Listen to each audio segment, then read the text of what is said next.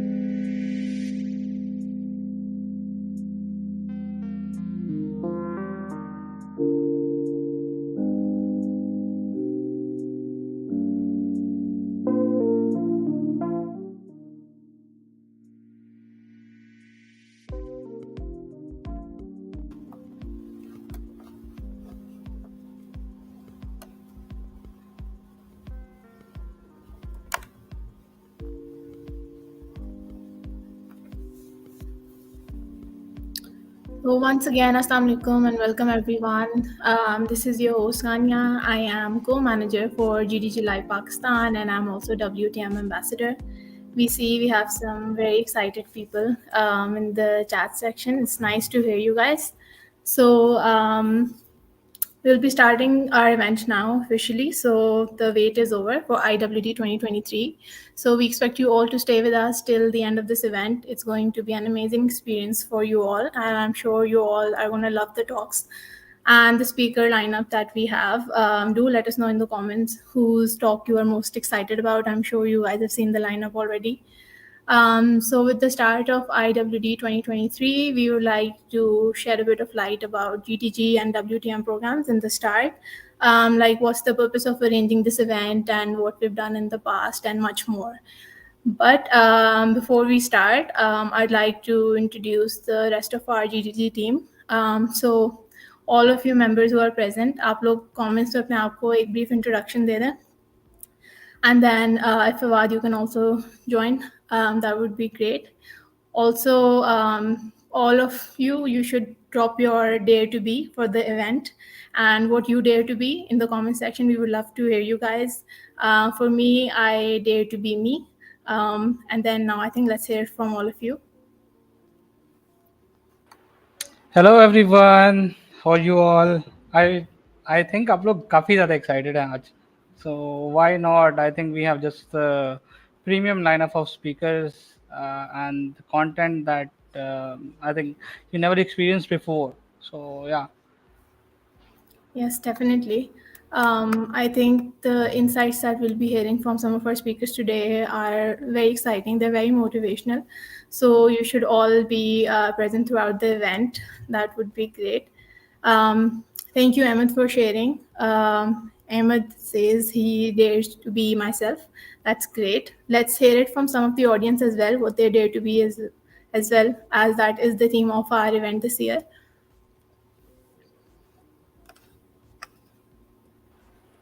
Yeah, and I think some people say we are everyone needs swags. Okay. यार आप लोग speakers को सुने, इतनी अमेजिंग हमारे पास लाइनअप है, आप लोग बस स्वैग्स स्वैग्स लगे हुए हैं. स्वैग्स भी मिल जाएंगे, स्वैग्स का भी इंतजार स्वैग्स करें. भी मिलेंगे of course. Yeah, so I dare to be brave. And what about you guys?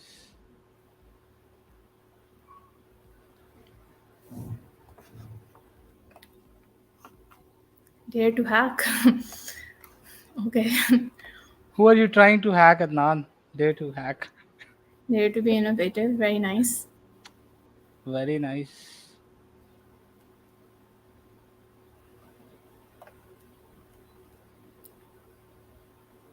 Dare to be ambitious, that's lovely. Oh, lovely. I dare to lead community. That's very nice. Dare to be independent. Awesome. This is great, guys. It's lovely to Dare hear from to you. dare to be a leader in cyber community. Wow. Very nice. Dare to be bold. Dare to bring change. Oh, that's amazing. Nice, I think we nice, should nice. all dare to bring change. Yeah. Okay. Great. Dare to rank products in the store. That's very Okay, this is nice. all great. I think you guys can keep leaving your comments, and we'll start on with the event now. So we'll start off by briefly telling you a little bit about GDG and WTM, the programs themselves. So we'll start off with GDG chapter itself. So the GTG chapter, GG Live Pakistan, is globally one of the only chapters to represent an entire country. Fawad, if we can move on to the next slide. So we'll show you some of our highlights. Around 2 years ago, our team came together, and since then we have achieved a lot. So we were actually born during the pandemic, you can say, and our aim always has been to sort of be accessible all over Pakistan. And we've done multiple events and hosted multiple workshops. We've had a lot of speakers, some very formal sessions, some very casual sessions, and it's been great. Now we're a total of 11 people in our team.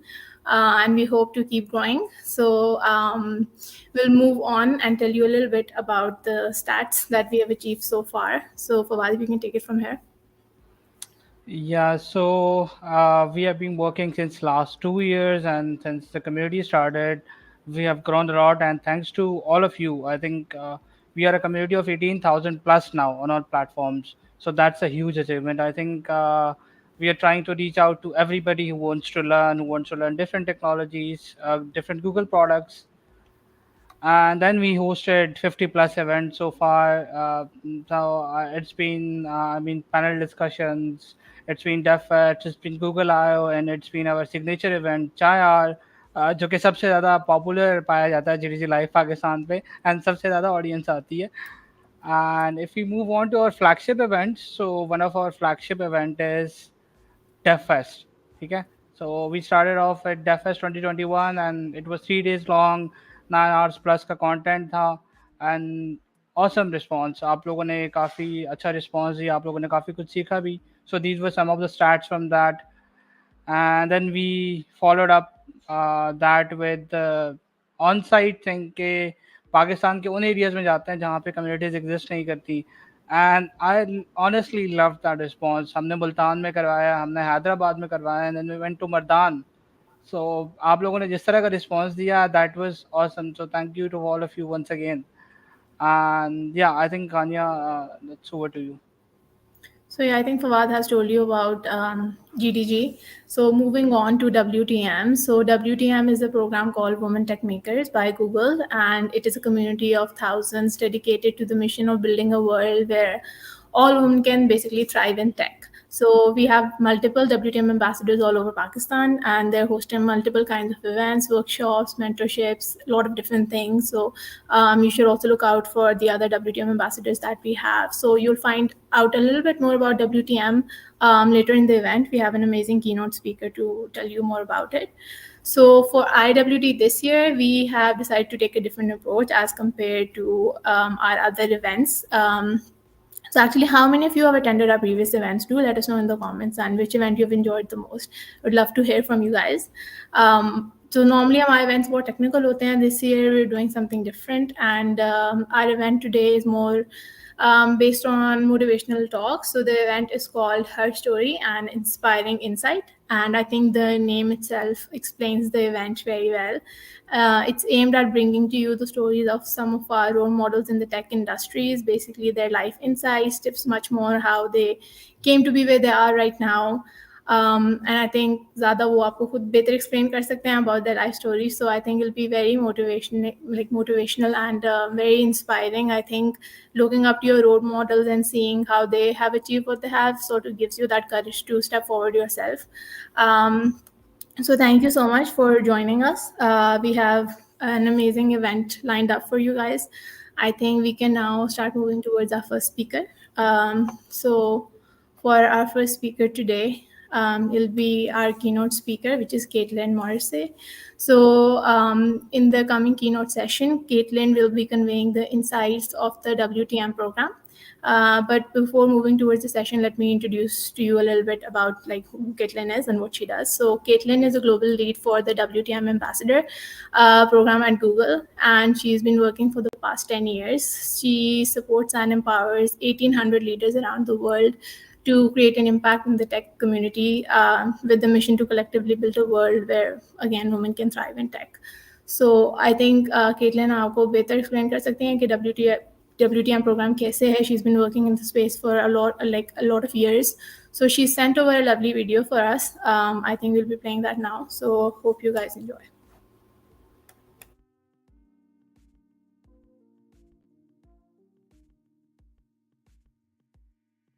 Hello, everyone. My name is Caitlin Morrissey, and I am the global lead of the Women Tech Makers Ambassador Program. And I just want to extend a huge welcome to you all. Thank you so much for being here today. I am so grateful to the Women Tech Makers and GDG Pakistan community for hosting this incredibly important event and for letting me be a little bit of part of your experience today. So I'll start by just talking about International Women's Day, what it is and why is it important.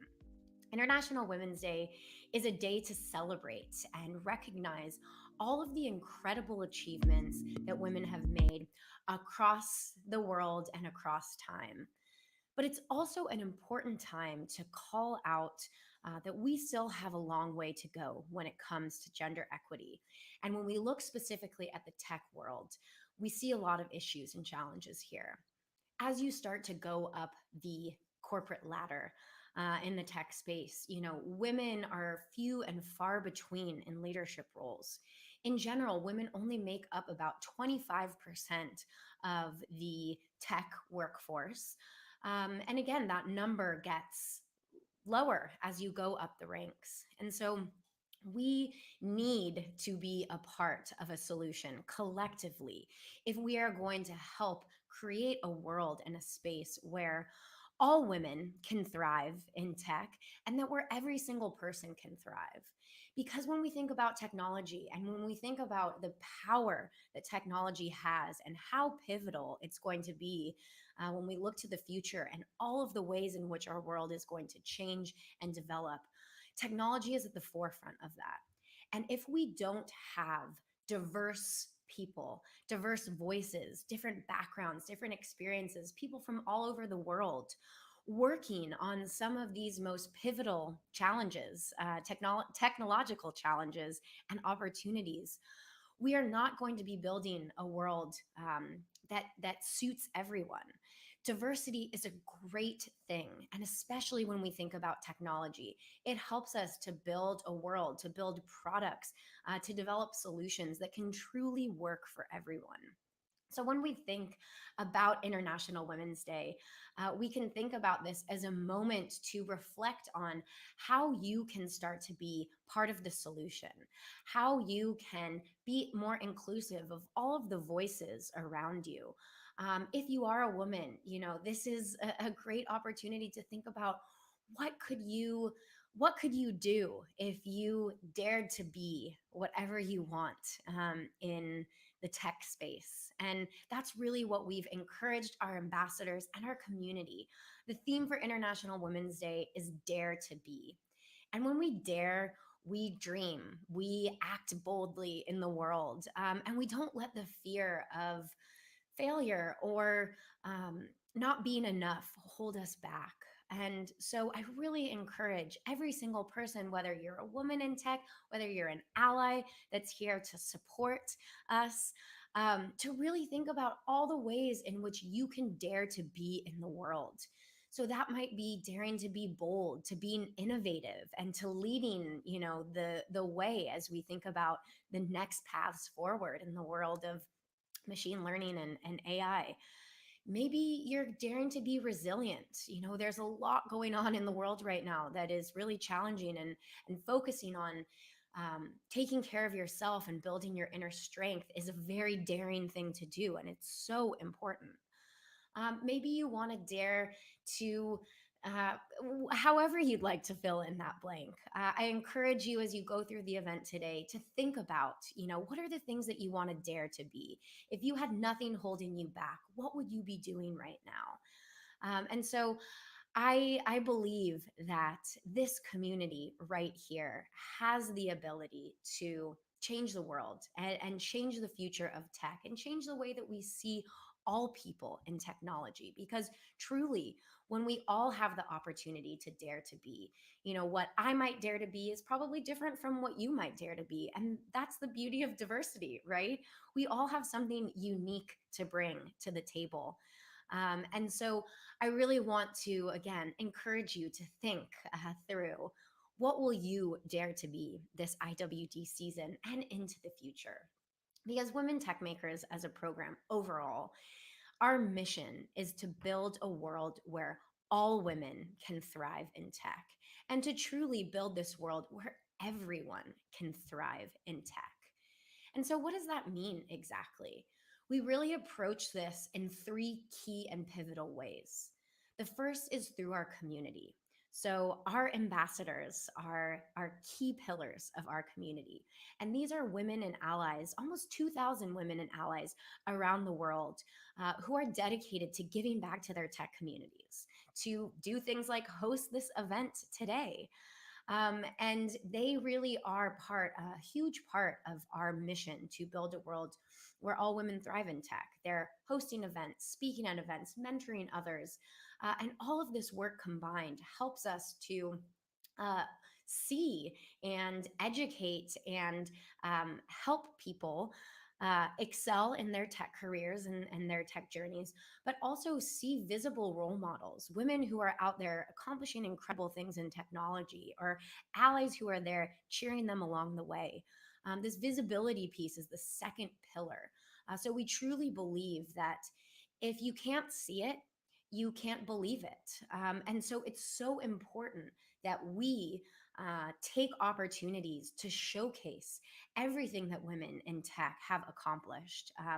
And that can be as simple as maybe calling someone out in your community today to say, hey, I'm really proud of this accomplishment that you had.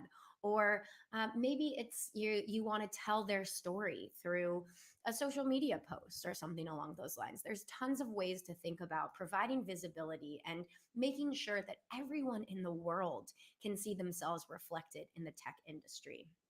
When we see it, we can believe it. And so that's a super, super important piece of the puzzle for us, is that we want more women across the world to see themselves reflected in the tech industry so that they too feel like they have a seat at the table.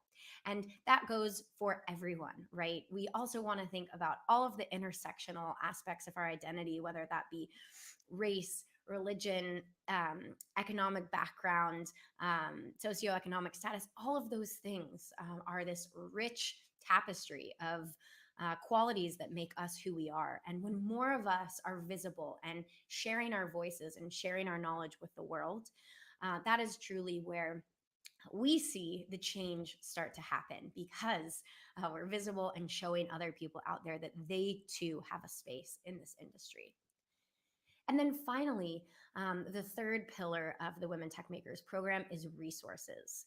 So making sure that women in our community and allies in our community have the tools and experience and skills that they need to be excellent leaders in the tech space, to be great developers, to be an incredible entrepreneur, to analyze data in the best way possible, to design things that we could have never imagined before. And so we're really focused on making sure that our ambassadors have the resources that they need to be great leaders in their community. So earlier this year, as an example, we had a public speaking session and certification program where all of our ambassadors were invited to join and be a part of this and really develop those public speaking skills to go up on any technical stage and share their knowledge with the world.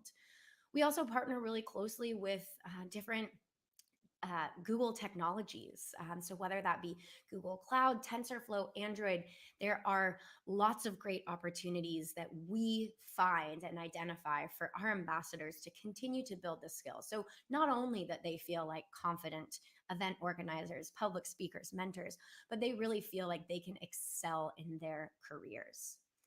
I also didn't mention one of our communities yet, but one of our other communities is our membership community. And this is a community that anyone can be a part of. This is a great opportunity, especially to get all of those resources. So every month we send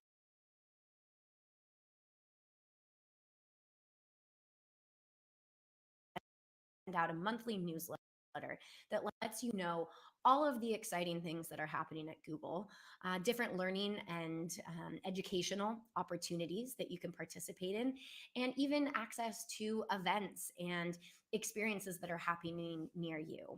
So for both of those programs, our ambassador program and our membership program, you can learn all about them at our website, womentechmakers.com. So definitely check that out. I'll do a special call out again about our ambassador program because our application is currently open. We are looking for a new generation of leaders to come and be a part of the program and add to all of the incredible ambassadors that we currently have. So check out our website again, womentechmakers.com. You can go to the ambassador page.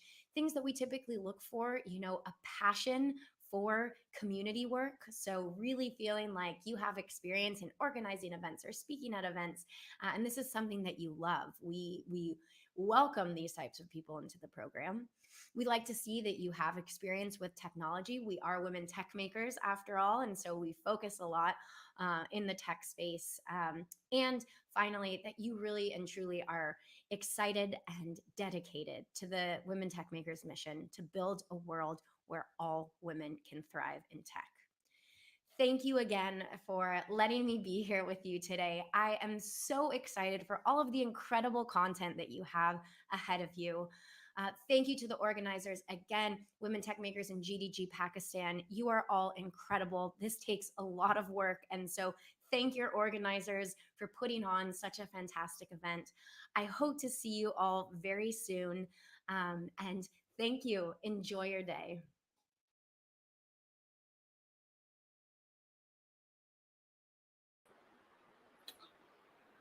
Thank you, Kathleen. I think that was awesome. Just an awesome message to the community. And shout out to all the uh, women tech maker ambassadors. And applications are open as well, so you can apply for that. And yeah, so I'll be sharing the LinkedIn, Kathleenka, if someone wants to connect with her. Uh, so here is her LinkedIn. Yeah, that's her LinkedIn. And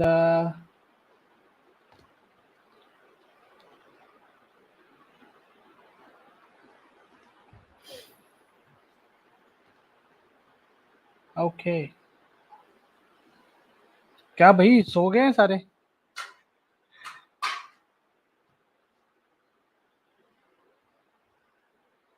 Okay, so moving on to our next talk, first talk of the event, and that is her tech story by Shafaq Arshad. So we hope you are having the loveliest of the event. Stay with us till the end, and you are going to have some exciting things by the end of the day. So मुझे पता है क्या चीज़ है वो आपको भी पता है. So moving on with our event, Shafaq Arshad has joined us today to share her story. She is a software engineer at Google Play, London. Her work focuses on developing insights for Android application developers, and Shafaq began her technical career journey as a software engineer at SSI after graduating from FAST University, Lahore in 2019 with a BS degree in computer science. So let's dive into the session, her story, and look at what insight Shafaq has for us. So I'll just Hello, move everyone. on to the Shafaq slide. Yeah. Hello, Shafaq.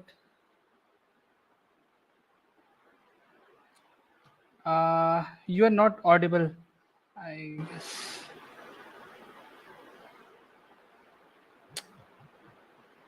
Ganyo, can you hear Shafaq? I can't. Let me just drop her a message. Yeah.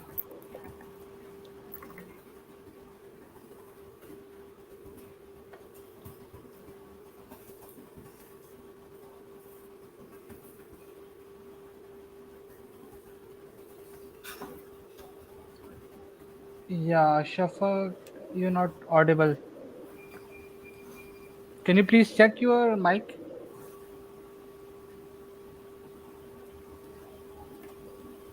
Um,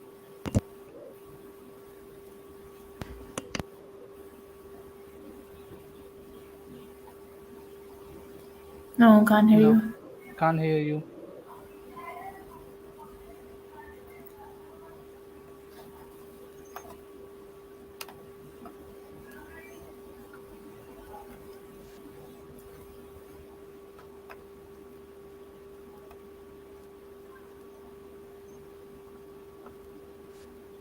Now, Yes. Now you're audible. Yes, perfect. perfect. Can we start now? Yeah, Yes. we Sure. can.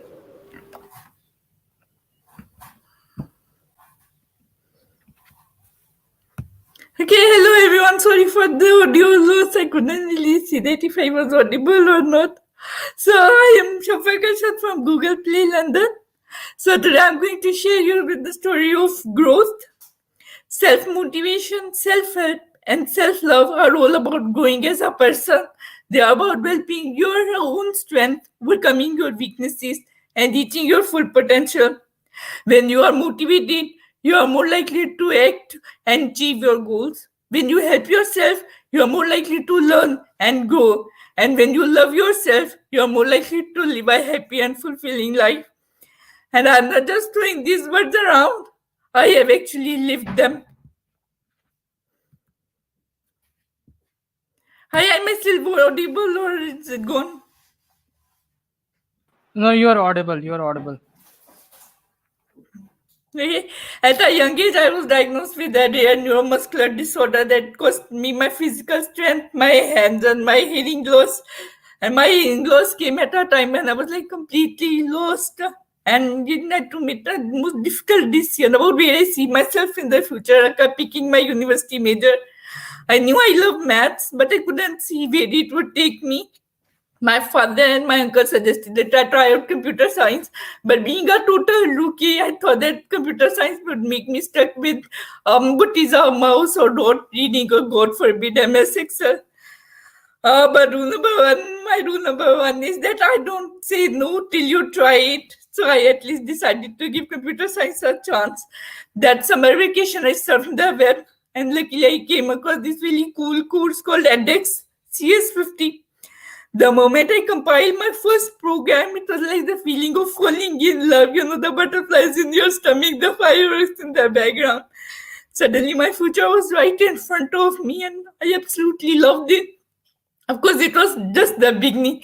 I applied for first and UCS and I got admission in computer science, BS computer science. It's like a 4 years degree of general computer science and software engineering.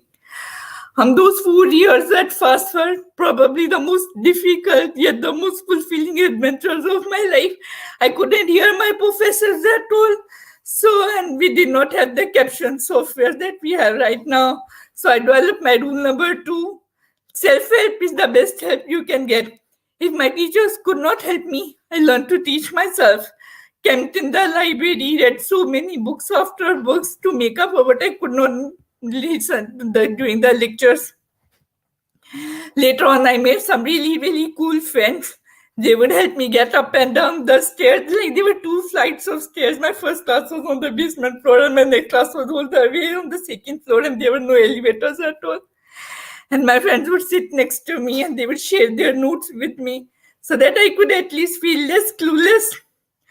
And some teachers were also really kind and helpful. My Android programming teacher, she would write on the blackboard for me. And she would even write jokes on the blackboard for me because she did not really wanted me to feel left out. And there were some difficult times, of course. My exams were really lengthy and I had to grab the pen for really long hours and I would get bruise on my hands from taking the pen for so long. And the lab exams were also the toughest. You had to sit in front of a computer for long hours or having to deal with those really short circuit board wires for digitalogy design lab and I couldn't really grip those wires. So it was like another form of difficulty.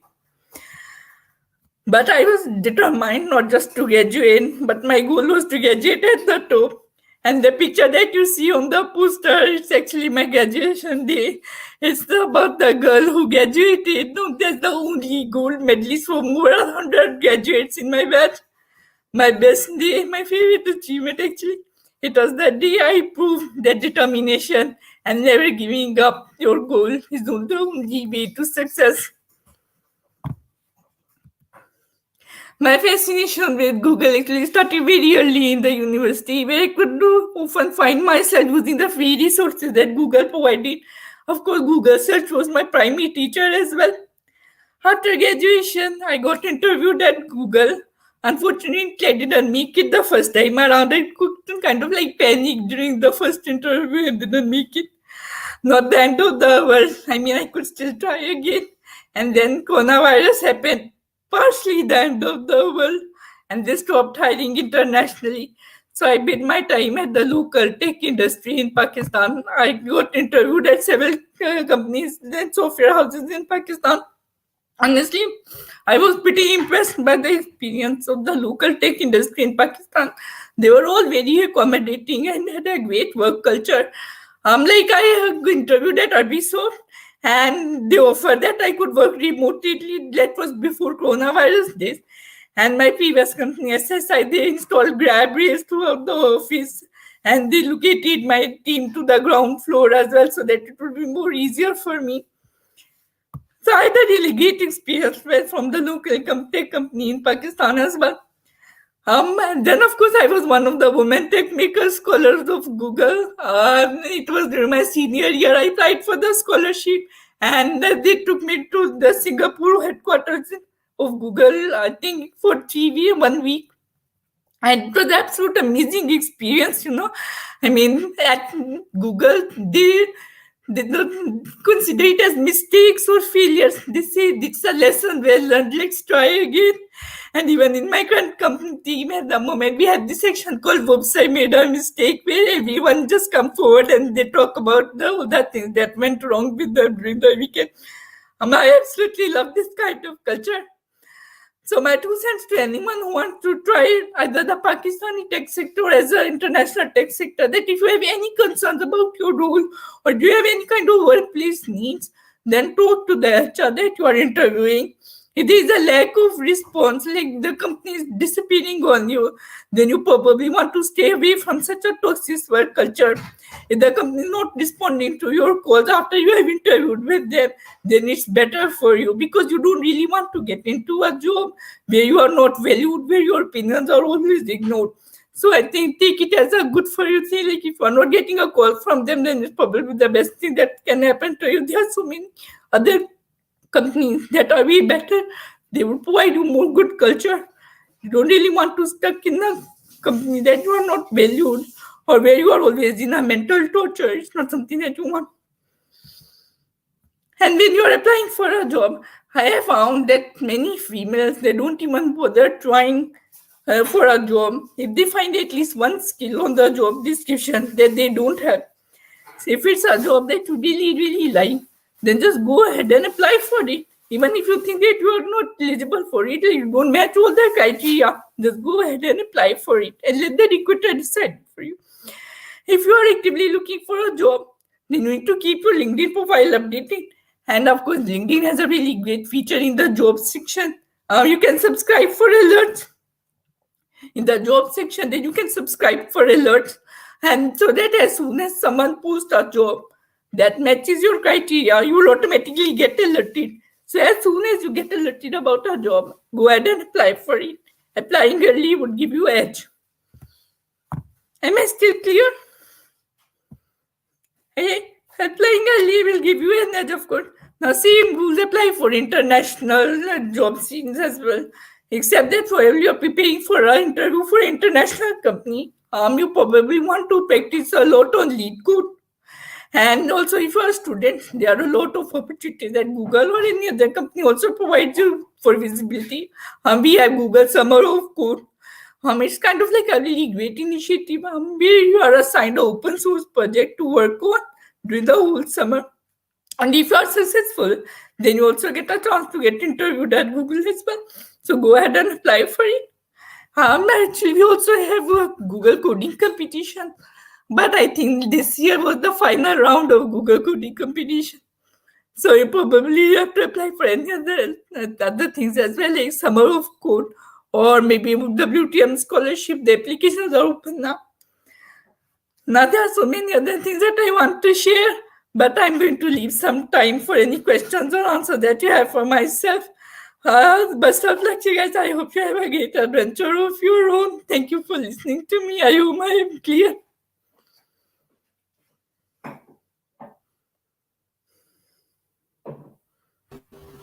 Hi, thank you so much, Shafak. It was very lovely to hear from you. Honestly, I think everyone enjoyed your session a lot. I think you can read some of the comments as well. People are truly inspired by you and your story. Also, thank you so much for sharing all the tips that you did. I think everything you mentioned, people really did benefit from it. And if you want to take some questions, we can take some questions. I think if someone has anything that they want to ask Shafak, you can write it in the chat section. We have a little bit of time, so we can take a few questions. So why don't you guys drop your questions and then we'll bring them up on the screen.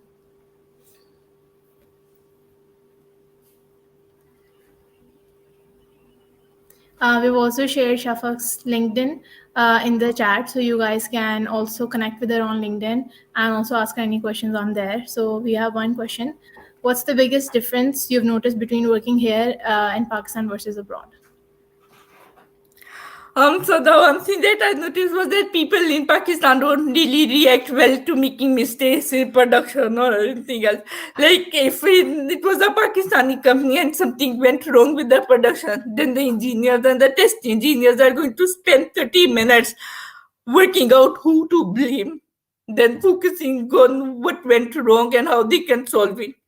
And in UK, like I said, we always are very open to admitting our mistakes, right? We don't really call it mistakes, we call it a lesson they learn.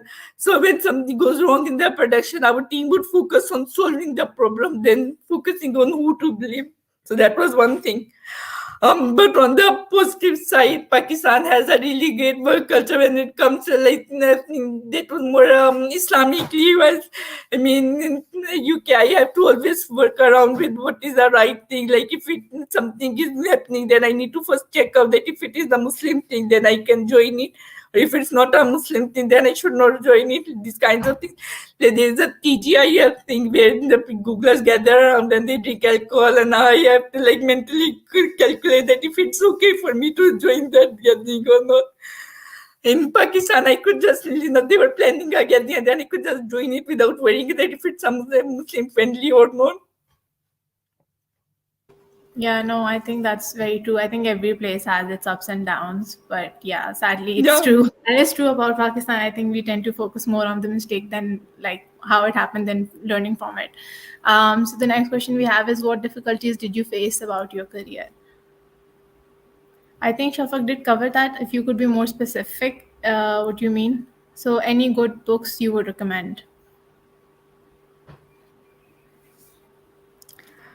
There are so many good books. I think I don't remember probably. I don't remember the names of the books that I read before, but now I can refer you to some really great courses as well. Like right now, the hype is about machine learning and artificial intelligence, right? So I would really strongly suggest that there are some free course contents on edX and Coursera about NG. You should definitely try out. Like he's like a god of machine learning. He's absolutely amazing when it comes to explaining the culture and the courses as well. One other thing was that totally helped me with my interview. The most difficult interview that you can get is about system design, right? And there is a really great course on educative about system design interview. Then you can probably try out. It's really good and really helps with the interviews as well. And then there are also all of other courses like Introduction to Computer Science by David Malin. That was the one that introduced me to computer science in the first place. And David Malin is like the amazing professor that you can find. So try out the courses, not books. I think books have gone out of date during this time. People like to focus more on online courses. So go on and try out the free online courses that are available on Coursera or edX.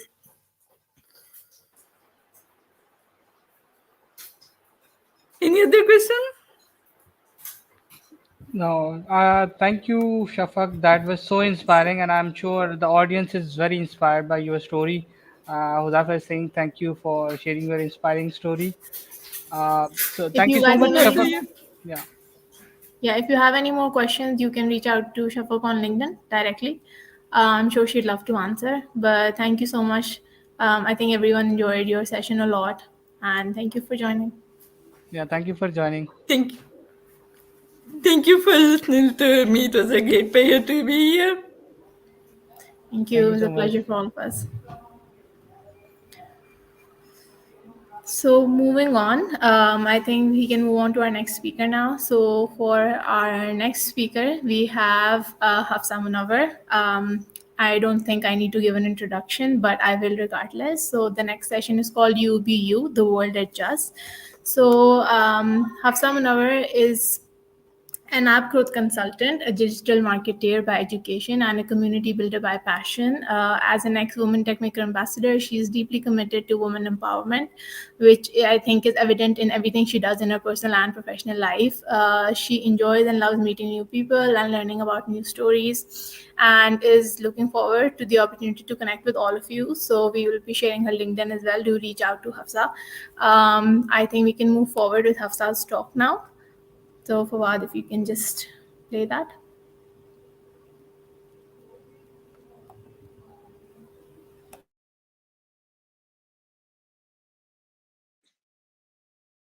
Hello, hello, assalamu alaikum. I hope you're all doing good. I hope you're all doing very, very well and you're healthy and safe and sound and happy.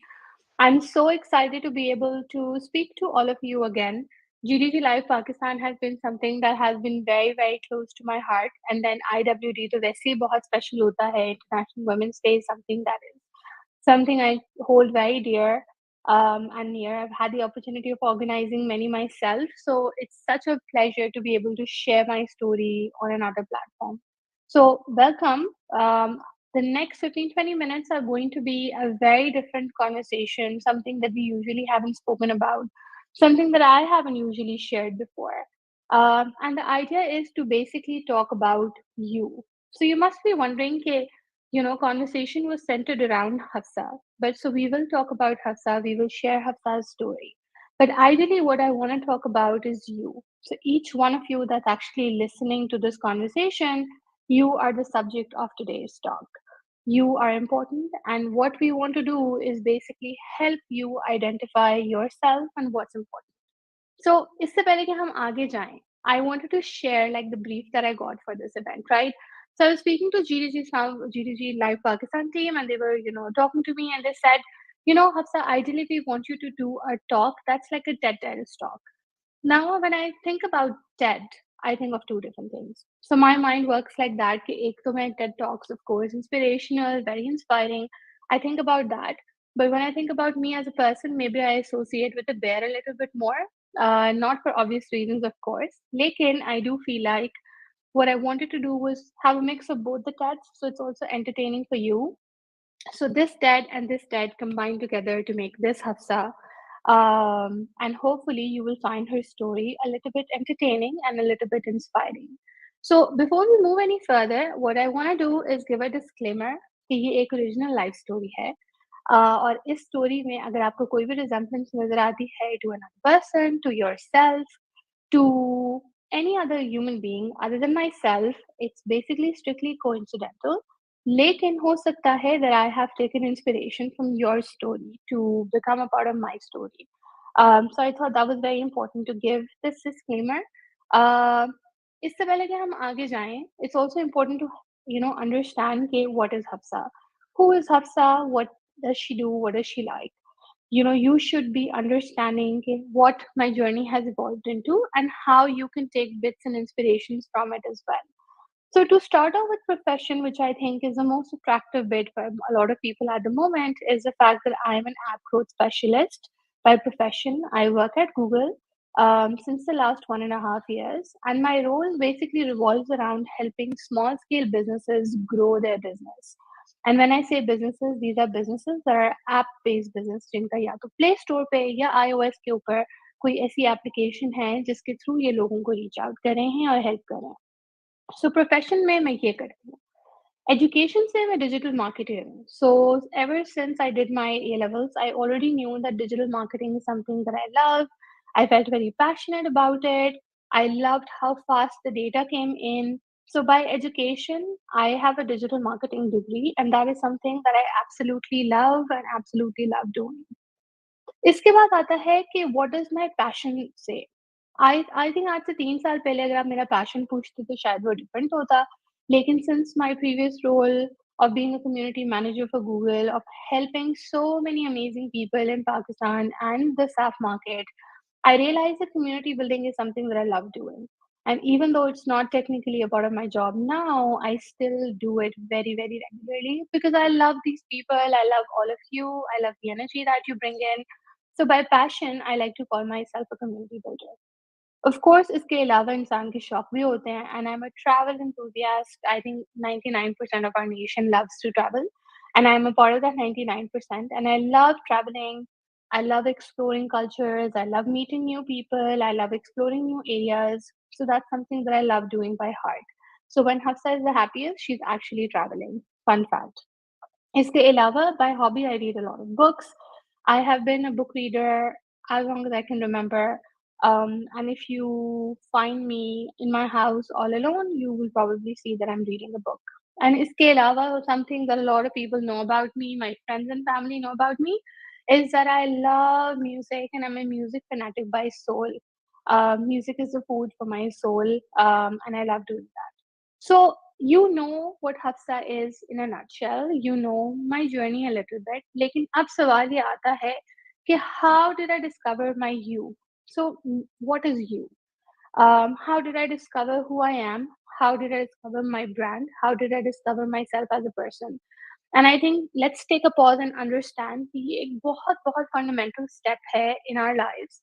Especially if you're a girl, it's very important for you to understand what do you represent.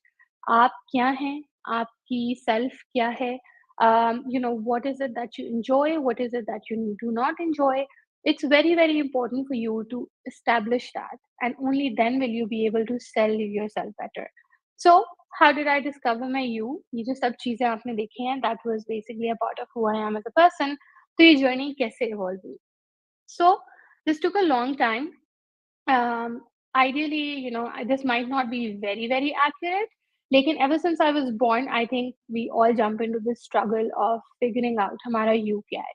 So if you actually do the math, you'll be able to tell how old I am, which ideally I do not want you to do. लेकिन I think इससे जो message मैं communicate करना चाह रही हूँ ये है कि जब से हम पैदा होते हैं, ever since we are born and ever since we start growing up, there are factors in our life that start influencing आपका you क्या है और what is it that you will be, what is it that you are, आपकी personality कैसे form हो रही है, ये सब चीजें with time evolve होती हैं. Ever since you're born, this is like a journey that you're a part of.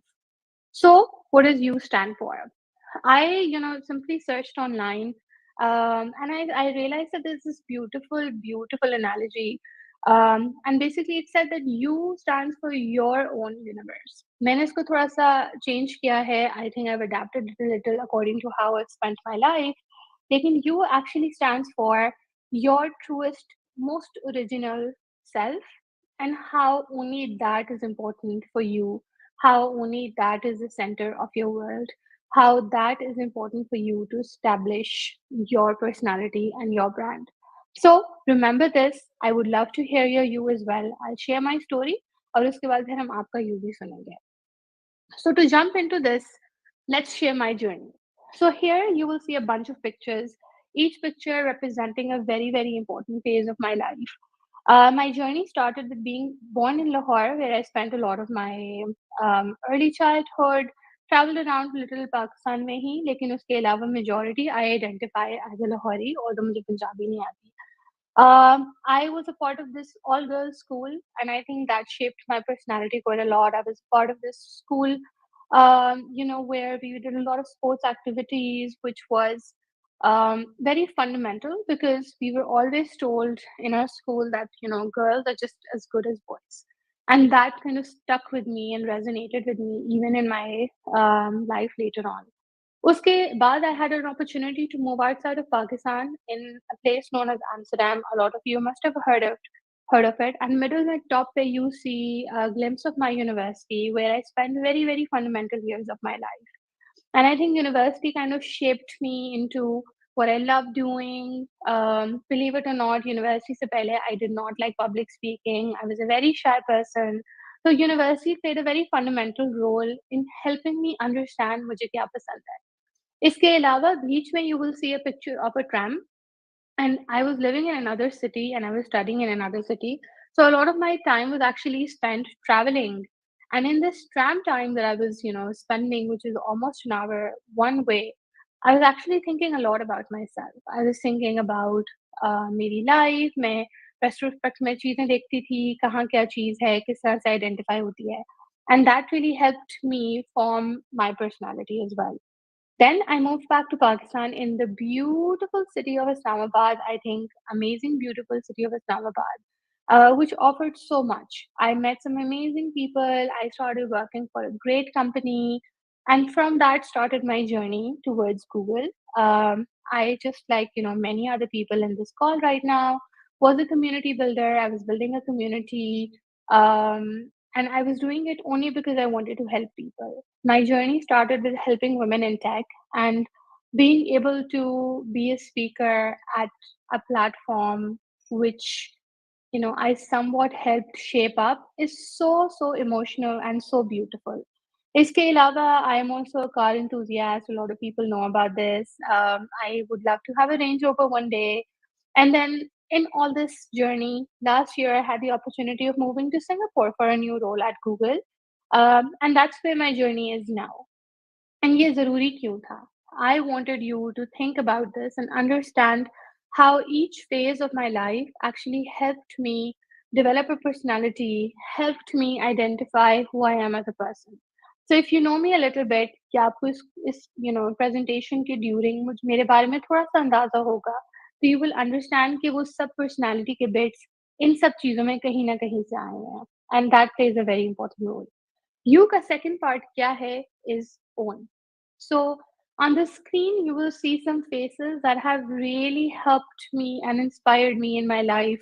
इसमें बहुत से external inspirations भी हैं, कुछ faces that you probably already recognize. These people have played a very fundamental role in how I am as a person. ये मेरे दोस्त हैं, मेरी family है. You see my lovely parents there. You see some people from Devrel there. And these people have helped me understand कि मेरी ज़िंदगी के बेंचमार्क्स क्या होने चाहिए। लेकिन ये ओन में क्यों आ रहे हैं?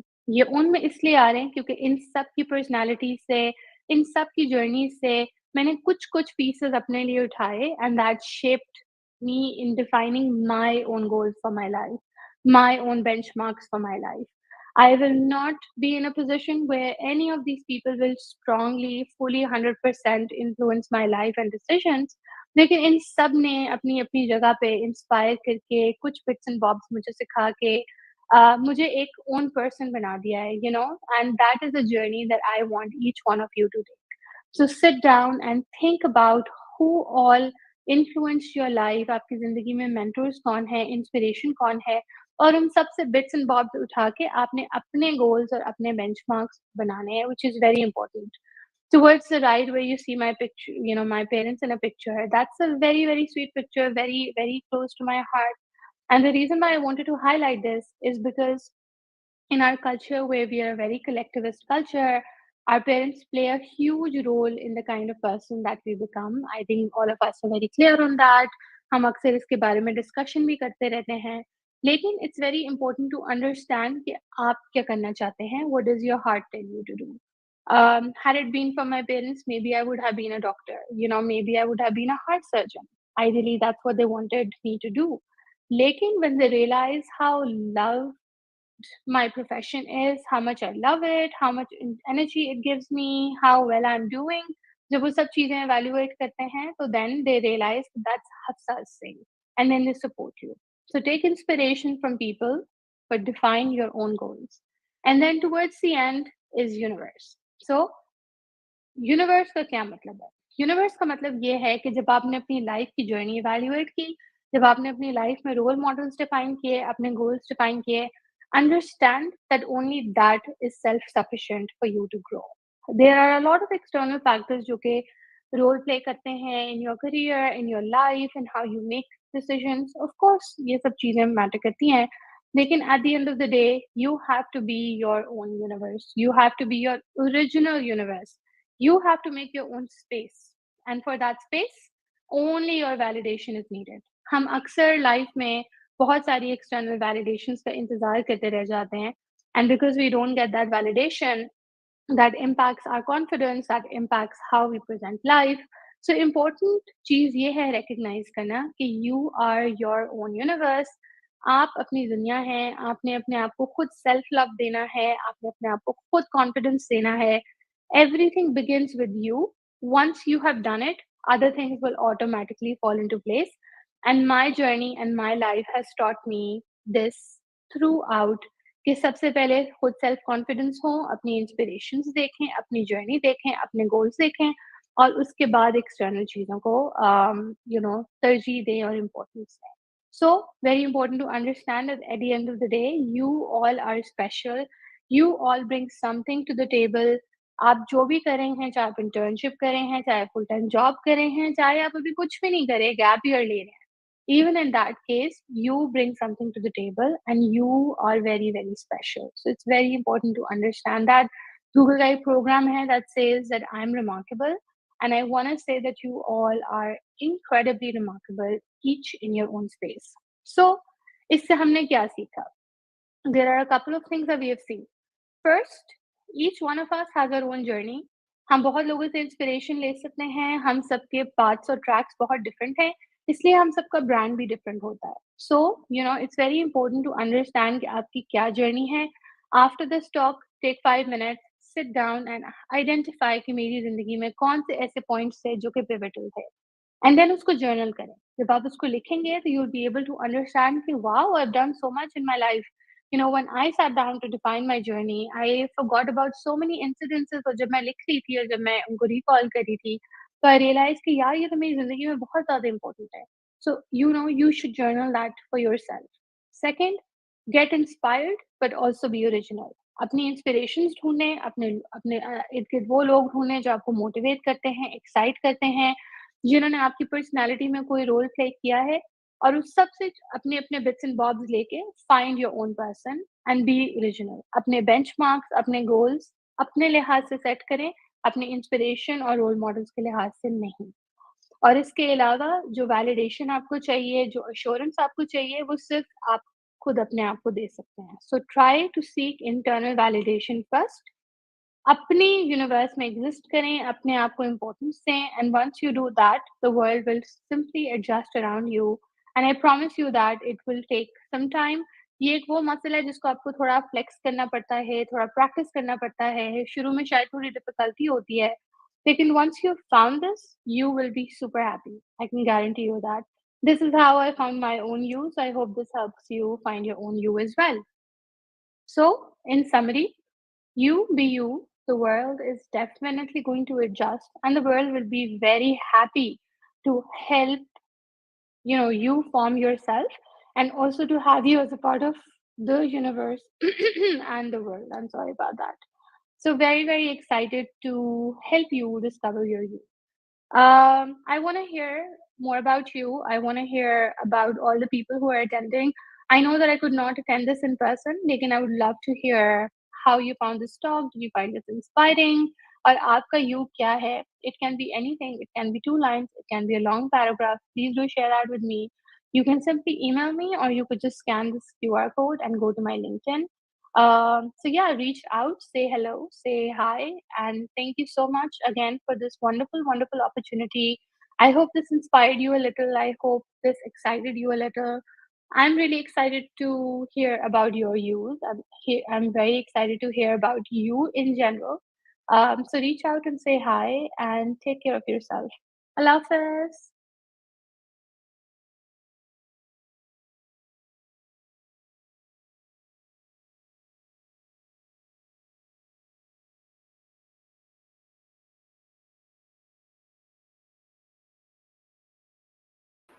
Thank you so much, Hafsa, for sharing such a wonderful insights. I mean, that was truly inspiring, and I really hope it have helped you. And same is like Hassan has explained. Ma'am Hafsa's I mean, remarkable session in I extended Peshawar really shaped me into what I am today. I'll always be thankful to her. So you may see some success stories as well in the comments, and a lot of fans of Ma'am Hafsa. So that was truly inspiring. And एक चीज जो मुझे miss लग रही है आज अनिया, that is आज लोग लिंक्डइन नहीं शेयर कर रहे अपना.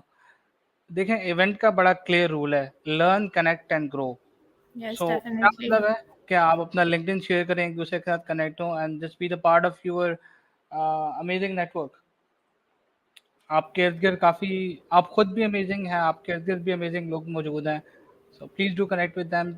मैं स्टार्ट करता हूँ अपने लिंक्डइन से. चलें आप Yes, definitely. I think connect with each other, connect with our speakers. Also, for those of you who haven't, share your dare to be as well with us. I think some of our talks also mentioned it. Ki you guys also need to talk about yourself and your stories, so we can also connect with each other in that sense. Speakers के साथ तो हम कर ही रहे हैं, getting motivated by them, but we should also be getting motivated by each other. So Yeah, that's very true. That's very true. Ahmed कह रहे हैं audience is too much into dogs, therefore good altogether. Nice. Okay. Well, I'm glad to see you guys are enjoying it. Yeah. So swags की बड़ी जल्दी है यार, थोड़ा सा वेट कर लो. Okay. So I think uh, moving on to our next talk, that is her interest by Adnan Malik. अब Adnan Malik कौन है? I'm sure you a lot of people might know him. Adnan Malik is the CEO of Secure Purple and he's a renowned cybersecurity expert with a passion for community building and digital well-being. Adnan Malik advocates for best practices and actively raises awareness on cyber safety. So Adnan काफी ज़्यादा cyber safety पे काम करते रहते हैं, even hacking की side पे भी. So yeah, I mean this could be something very interesting for you. So hello Adnan, how are you? Hello, am I audible? Yeah, you are perfectly audible. Yeah, so just give me a second so I can share my screen. For sure, for sure. I hope it's visible. Yep, it is visible. Yeah, so hi guys, this is Adnan Malik, and the topic is not her interest, it's her internet for what? Come on. Oh, okay. Yeah, so today talk is about her internet. It's regarding to her story, and the main portion will consist of the internet safety. What are some dominant threats which the professional women face in the online cyberspace? So we got two parts. The first half is get to know about Secure Purple, like the story. So the story part will get covered by me. Like what's the story of Secure Purple playing its role in women's cyber safety and why. And while the second part is that is a real world implementation of those cyber hygienic practices. So you could get some value out of this session, and that will get delivered by Muskan. So if you can give her permission of uh, becoming a host as well, for what she might be the backstage. Yeah, so Muskan is here, I guess. Yeah, I have added her. Yeah, thank you so much. Hello So we got everyone, two Assalamu parts. alaikum. Walaikum salam. So we got two parts. The first half is going to be delivered by me, while the second we got Muskan to talk on the second half. So you could all of the people here could relate to those things. So yeah, getting a flashback. So Secure Purple journey started in 2020. It's all get started in 2020 as a project. It was academia project for us actually, and the purpose was to just get those that subject pass.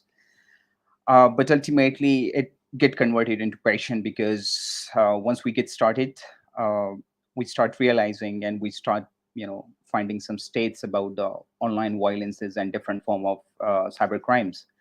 So what we came to know was that if you talk about genders, so females are the one who are more targeted in the cyber spaces, whether it's cyber blackmailing, whether it's cyber harassment, whether it's privacy issues, whether it's uh, mm, other kind of cyber crime. So females were mostly targeted. And when we dig down and we talked about the age wise, so it was kids who were being targeted, online child sexual exploitation, online grooming, and things like other problems like these, which are major concern right now in the world. So these were some problems, and these were the top two categories we came across. So we thought we should work on these two categories first, and then we'll move on to the general public.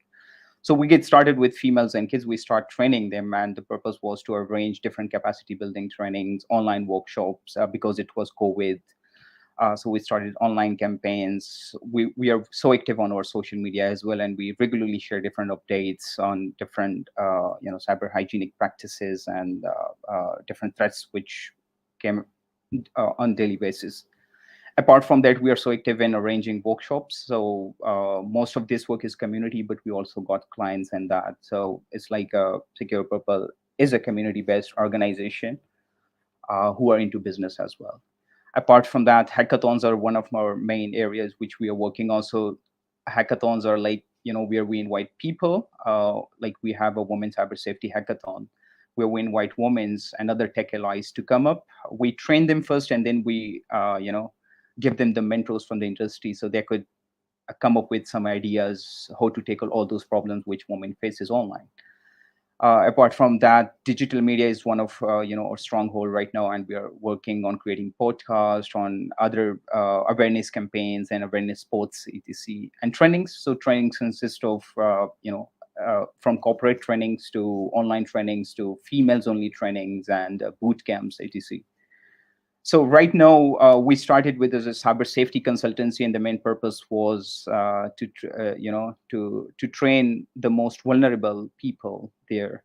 But right now, we are fully get shifted to become a security firm, because sooner we realize that businesses are one of the top uh, you know uh, mm, top list as well. Like they're being targeted very occasionally and very oftenly. So we are providing our services to businesses, and on the cyber safety side, we are mainly, working on females, kids, teachers, parents, and other people who are like what we call end users. So that is like a big of a flashback, and the main motive is to be internet secure. So we all are tech user, right? And we all want to Pakistan, a digital Pakistan. But what about cyber secure Pakistan? Like it's good to be digital, but what about the security aspect, right? Are we really ready for that right now? So that was our main concern, and that's what we are working for at Secure Purple. So that is our tagline: be internet secure. That's what we use a lot. And the good point or the unique point at Secure Purple is that let hackers teach you themselves.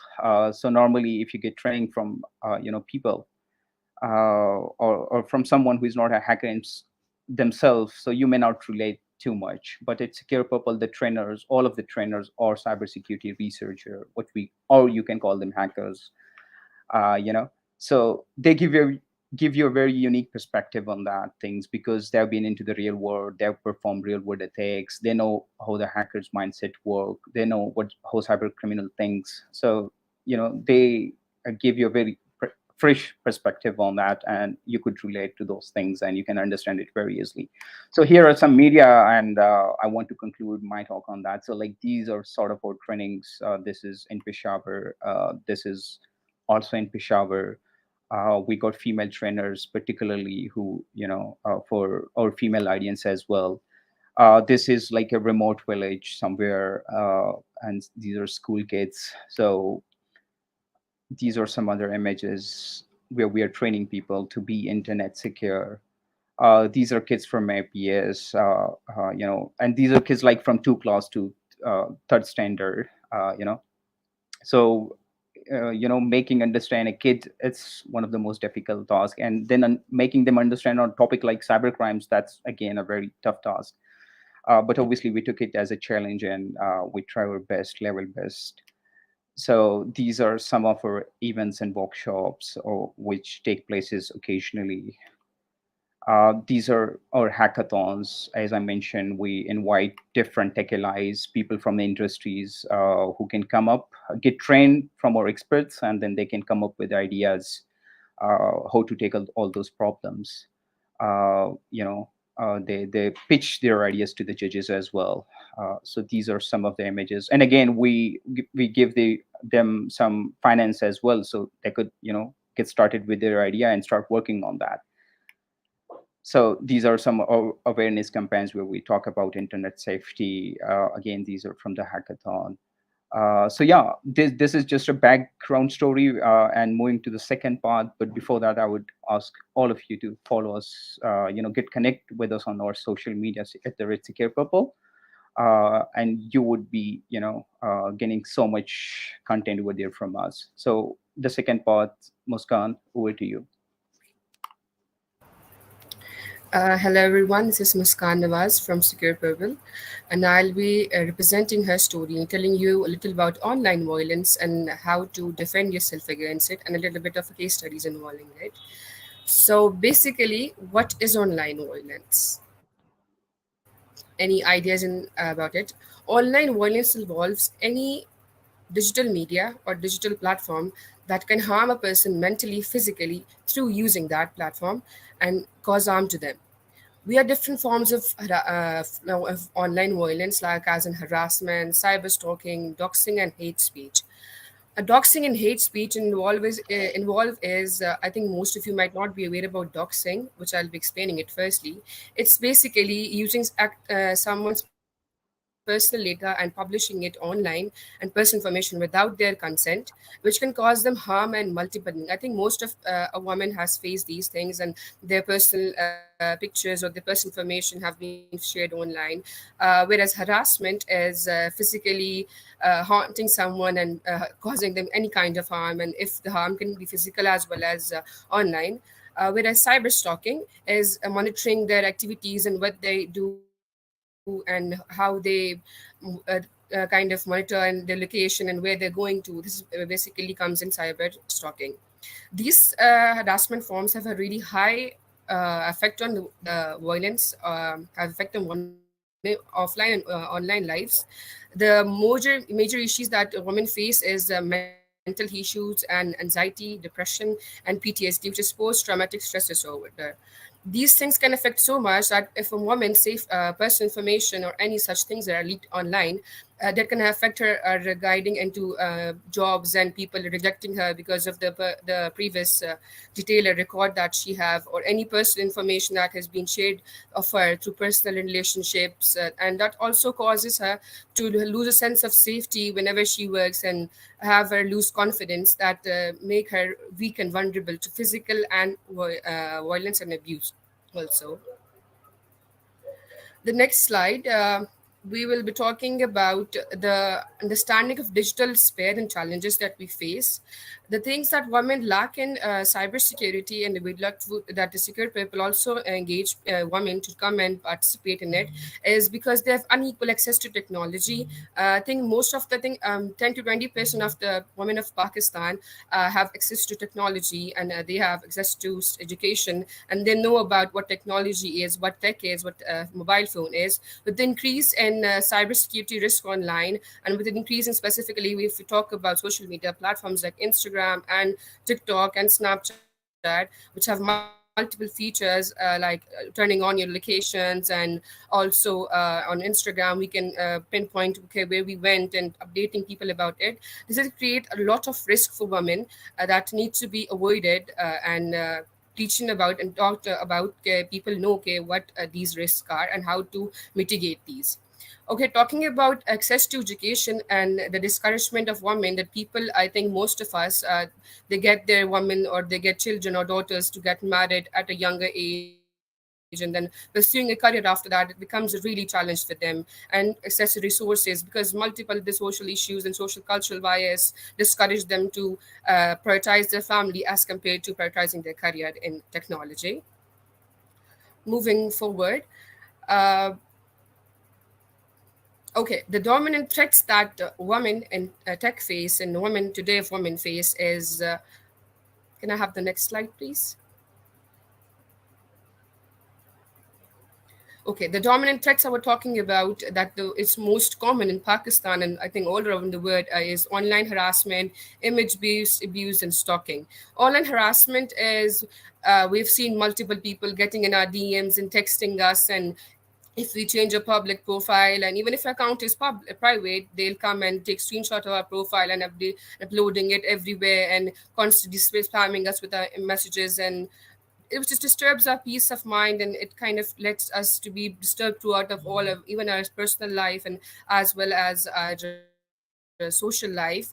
And we're talking about image-based abuse involves getting your pictures leaked, which is such a great issue in Pakistan. If we talk about it, I think most of our girls like to keep our pictures private, and we love to share our private moments or any kind of gathering we had at our homes or between our friends, and we shared our pictures online, even though we have our private accounts, but somehow those pictures get leaked through a friend, or through a friend, or through a personal account, or might be the other account that we have added are compromised. Secondly, it's come to stalking. As being a girl, personally, I know, okay, stalking can have a really huge effect on us and our mental health. I've been faced stalking because I'm an independent woman and living on my own in Islamabad. And when I do my own chores, the daily chores, and I do go to university, and after that I receive certain messages, and I get shocked at how the person even get to my social media or my WhatsApp number, which kind of scares me. So these are the common threats that women face in our everyday life, and we have these challenges that we face. Next, I will be talking about the tactics how you can secure yourself online. The most important and the most prominent one is password and their policies. Then we have double factor authentication, and we have been discussing oversharing, privacy settings of your own applications that multiple of us are using. The phishing, what about phishing is, and how do you can detect okay what the phishing link is, and the online relationships we all of us have obviously, and then how do you report the violence, online violence, and then how do you seek support from someone. We all will be talking about in the further presentation. The first point that I'll be discussing is password and policies. Password and policies is the most important thing. Is always keep your password strong. Password should be strong, as in you should have multiple capital letters as well as small letters, symbols, and different kind of numbers. The password should not be relevant to your personal information, as in your father name, your mother name, your date of birth, or the date you got married, if that's the case. And the second of all, if anything is related to your personal life, it should be totally out of the box or anything. We can also use password, as in we can use Urdu, like we use Roman Urdu, or you can use some Pashto words or any different languages. It is not easy to detect by the hackers, and you can keep yourself safe. The second point is keeping different passwords. All of your social media platforms, if it's your email, it's your Facebook account, your Snapchat, or your Instagram, or your TikTok, every account should have a different password. It should not be similar, because once a hacker gets access to one of your passwords, he might try it on the rest of the other platforms, and he might get access to all of your data, which can be crucial for you and harmful for you also. If you can't remember that keeping different passwords all the time, you can either note it down in a notebook or in your cell phones, in a notepad, or anything that can help you remind, okay, this is the password for my this profile or this public place. Second of all is change your password periodically. You have to keep your constantly changing your password. You can't have the same password for almost a year or two. You have to constantly change your password after 2 to 3 months, so that it's not easy for the hackers or anyone to get into your account. The second point which we'll be talking about is double factor authentication. Okay, what actually is double factor authentication? Double factor authentication involve is a two-step of verification that okay, you are the verified user for this specific account. This involves we have multiple options, and we have multiple options for this. One is you can use an authentication app, which Google specifically has a specific application which generates a code for you, and the code changes every 30 seconds. This is the option which is quite feasible for me, and I've used it personally. And the rest second option is our Instagram, our Facebook, and our Gmail. They have a double factor authentication option available in the settings. You can go and turn it on, either connect your email with it or your phone number, and that can, whenever you log into you enter your email and you enter your password for it. After that, you have to enter a specific code, which you need to receive on your cell phone or in your email. And after you enter that, you'll have access to your account, and you will be authorized to enter that specific account, and can keep you safe from multiple phishing attacks or dictionary attacks like these. Okay, the most important thing and the most stupid thing, I would say, dumb thing we do is we overshare.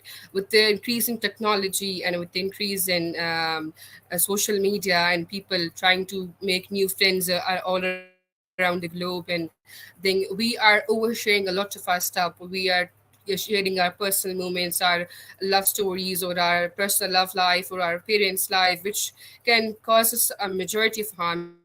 and I have seen multiple things. I think we have a video on available on Secure Purple website also that shows how oversharing can cause a problem for us also. The first foremost thing is when you overshare, when you went to go to a place or a restaurant or any place you visit, don't try to share your pictures on the same day or share your stories on the same day, because people might who might following you, you might don't know are they even your friends or not. Even if they are they using their account, are they using it or someone else is using it. So don't share your location, your geolocation. Regarding geolocation, I would like to share a story based on this is a true story, which caused a really potential harm to the specific person, to I know personally from a second person. There was a girl in Ahmedabad, and she lived in Ahmedabad over there, and she had a public account on her Snapchat, and she used to share her pictures, and if she's partying up with her friends and if she's eating out with her family, she used to share it all on her Snapchat. So she became quite famous in Ahmedabad, and everyone knew, and just a craze of her. Like, people were curious where she lives and where she's from and what does she do, and asking about her personal life, and she used to answer them. And suddenly one day when she shared the Snapchat story on her public profile, she forgot to turn off her location, and that created a really chaos for her. And people of all around the boys of Ahmedabad and everyone gathered around her home and create a lot of trouble for her. And they were climbing out on her gate and her walls. So then she had to call the police and file multiple reports and regarding this incident that happened with her. So this is an example that I think we all can relate to it, that geo tagging and or shading your location on a specific day when you go out, you shouldn't do it, because it can cause so much harm for you. Then the second point is sensitive information. Try to avoid putting information that you might know can be used against you in multiple reasons, or maybe people that there are people that can harm you and who might not favor you. So that things like any kind of your personal ID or your bank details or your date of birth or anything that regarding is sensitive to you. Then also we have specific things. We have multiple tools online available that can link your they can extract your data from your pictures. I think most of you might not be aware of it, but recently when I was going through my Instagram, and I came through across a profile that said that I wasn't aware of it, being myself being in a cybersecurity platform, but I got to aware about recently that if you upload a picture on the specific softwares, they can extract all the data. The data can include like location, the IP address, the phone model, and in the settings of the pictures and how it was extracted. So you should use websites that remove metadata from your pictures, that people cannot find any such sensitive data regarding to you. Secondly, the use of QR code. I think there's this feature in mobile application, there's Android phone specifically. When you turn on your hotspot, you have a specifically they share a QR code with you, and this QR code can you share it with your friends or anyone, and they scan it, and after scanning it, they use their Wi-Fi. As me being a cybersecurity person, I'm aware of multiple softwares like Wireshark or Packet Tracer that can trace your traffic that you're using on your which is used on through your hotspot or anything. So if a person connects with you and he's using a laptop, and they can just trace your traffic that you're using or your Instagram, and they might extract your username or your passwords or your Snapchat or anything, your social media, or all of this website that are being used on your specific application or your phone. So this is something that people should avoid sharing. And the thing is, use websites that remove your metadata. Specifically, recently, Facebook had updated their policy, and they're removing any kind of metadata that's involved with the picture, so that no one can use it in a wrong way and can cause any harm. Moving on to the fourth point is privacy setting. Whenever you're using a specific application, might that be TikTok or might that be Instagram or Snapchat or Gmail or anything, you should be aware about the privacy settings. How can you make your account secure, and how can you help yourself to be secure and away from threats and hackers and exploiting you. Second thing is about Instagram accounts. We girls, we know that we try to keep our accounts private, but that doesn't make you secure. Recently, I think a case study I would like to share about it also, but a personal experience I would like to share is recently a friend of mine from a university, her account got compromised, and she texted me that she needs my access to Gmail, that she's lost her contact and she cannot be able to retrieve it. So can you help me, give me your Gmail account? And I, being a person myself, and I know about all of these things, but I got tricked and I thought, okay, she's my friend, she might need it. But I wasn't aware, okay, her account has been compromised. But there was a kind of urgency, and there he was just trying to be like urgently telling me, okay, I just have to leave everything, all of my work aside, and I have to send him all the details, which kind of caused my account to be compromised. But being a cybersecurity tech, I recovered it because of my double factor authentication was turned on. There was a case study about a girl whose pictures got leaked, and she didn't knew, okay, how the pictures got leaked, and she received a phone call that she have to, who was blackmailing her and harassing her. But then after a long time, she got to know that her, not her account but her friend's account has been compromised, and which caused her to her pictures got leaked. So be aware, whoever is in your account or whatever you're sharing is not going to cause you harm. Once you hit send, you lose control. When it's on the internet, you're not even going to be able to remove it after that. Okay, moving further, we have phishing. Phishing is such a well-known technique that basically is used by hacker to to attract the user or any specific person towards itself, and extract data from them and then use it against them. You have to be aware of suspicious links and attachment, that things that can make you suspicious. Even Google have this specific feature that they alarm you about any spam account, spam links, or anything that is being made, a link that is suspicious and is not properly authorized. So they send those emails to a spam, to your spam folder or whatever you can call it. So you have to be aware of it. Then secondly, Google also awares you, alerts you about the phishing link, that this link might not be safe for you to click on. So you should avoid such things. Secondly, you should also check if this websites you're visiting or the link you're visiting has HTTPS on, which means this is a double secure layer and SSL certification is valid for them, which can be clarified from clicking on the lock button which you see on the website, which means that this website is secure and your data which is being transferred here is going to be not shared in a unwanted way. When you spot a phishing link, how can you guess, okay, this is a phishing link? So the foremost thing in this phishing link is you're going to have a sense of urgency. They're going to be like, okay, you have to do it right now, as I explained in my scenario, that you have to just do it on the moment, and you just have to leave everything aside and give me the information, and you just start doing it. Then you get unwanted pop-ups, like you visiting a website or maybe the RAS or any other websites, and suddenly some ads are being popped out of nowhere, and you're just clicking on them and crossing them, and accidentally you click on them and you were redirected to a website which is a phishing website and not an authenticated website. Then we have grammatical mistakes, like we have the E might not be small, or there might be some mistakes in the header of it or in the word of it, which is not, seem like, okay, this is not original and this is not an authentic website. So we you can also detect it through this way. Then they would always ask you to download something, like as in a software or an application or any kind of extension, that they would be telling you, okay, this can help us boost our website and help you in having a better service from our website, which is not, you should never fall for this. This is the one of the techniques they are used.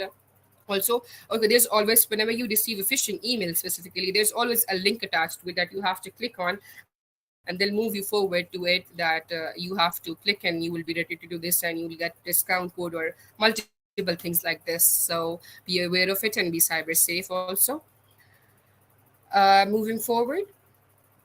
Okay, Okay, let me share the biggest Pakistan biggest phishing network that happened back in 2014. This was detected later on.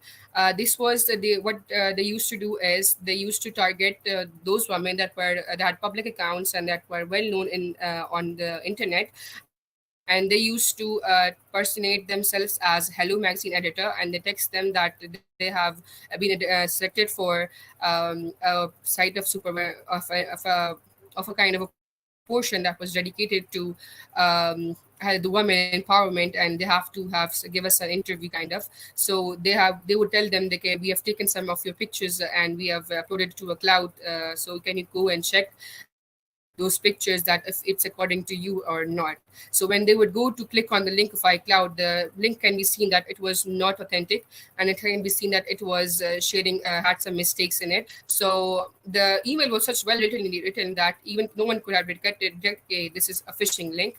So when they log into the iCloud account and they enter their password and everything, so they had all of the credentials and their sensitive data, which was a huge thing. And because the secure people also gathered some information regarding it, and they shared it with different organizations, and they were having the websites of it. So they removed it somehow. But unfortunately, these websites and these people cannot be stopped. So we still are working towards it. But before going towards these people, we have to be ourselves have to be secure so that we can prevent people being fished or being hacked.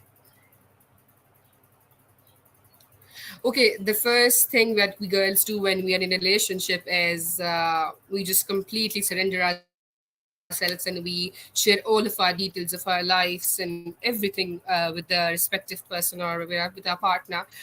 This thing, when you're in a relationship, try to be, and specifically when you're in an online relationship, try to avoid any kind of intimate media or any pictures that can be exploited. I think recently an MN of ours, his pictures with his wife got leaked, which caused a huge issue for him. So these are examples of us that when try to keep those pictures in your account or in your cell phones also, or on the internet, which you think might not be a problem for you, and are okay if you share it online. And even if they got leaked, they might not cause a problem for you.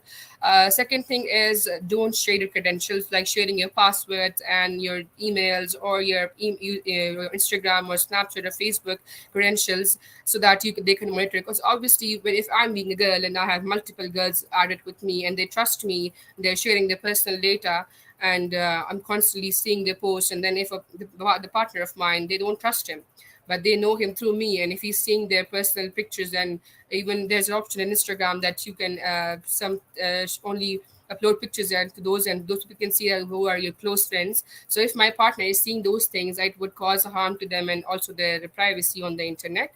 So don't share your credentials and try to keep it till yourself, because that's your own security. And there is, be careful when you accept technology gifts, tech gifts. Like specifically, we have many gifts coming around that has like small polar bears or teddy bears that have fitted camera in it, and you have to be aware of it, that properly check it through. Or even if you have such kind of applications that a mobile, if he gives you a mobile or anything like that, so mobile, you have to check the mobile thoroughly, that there might be some applications that might be used for or like checking upon you or monitoring you and having a proper data of, okay, who she's talking to and who's she being engaging with. So try to have a proper analysis of the device and get it checked.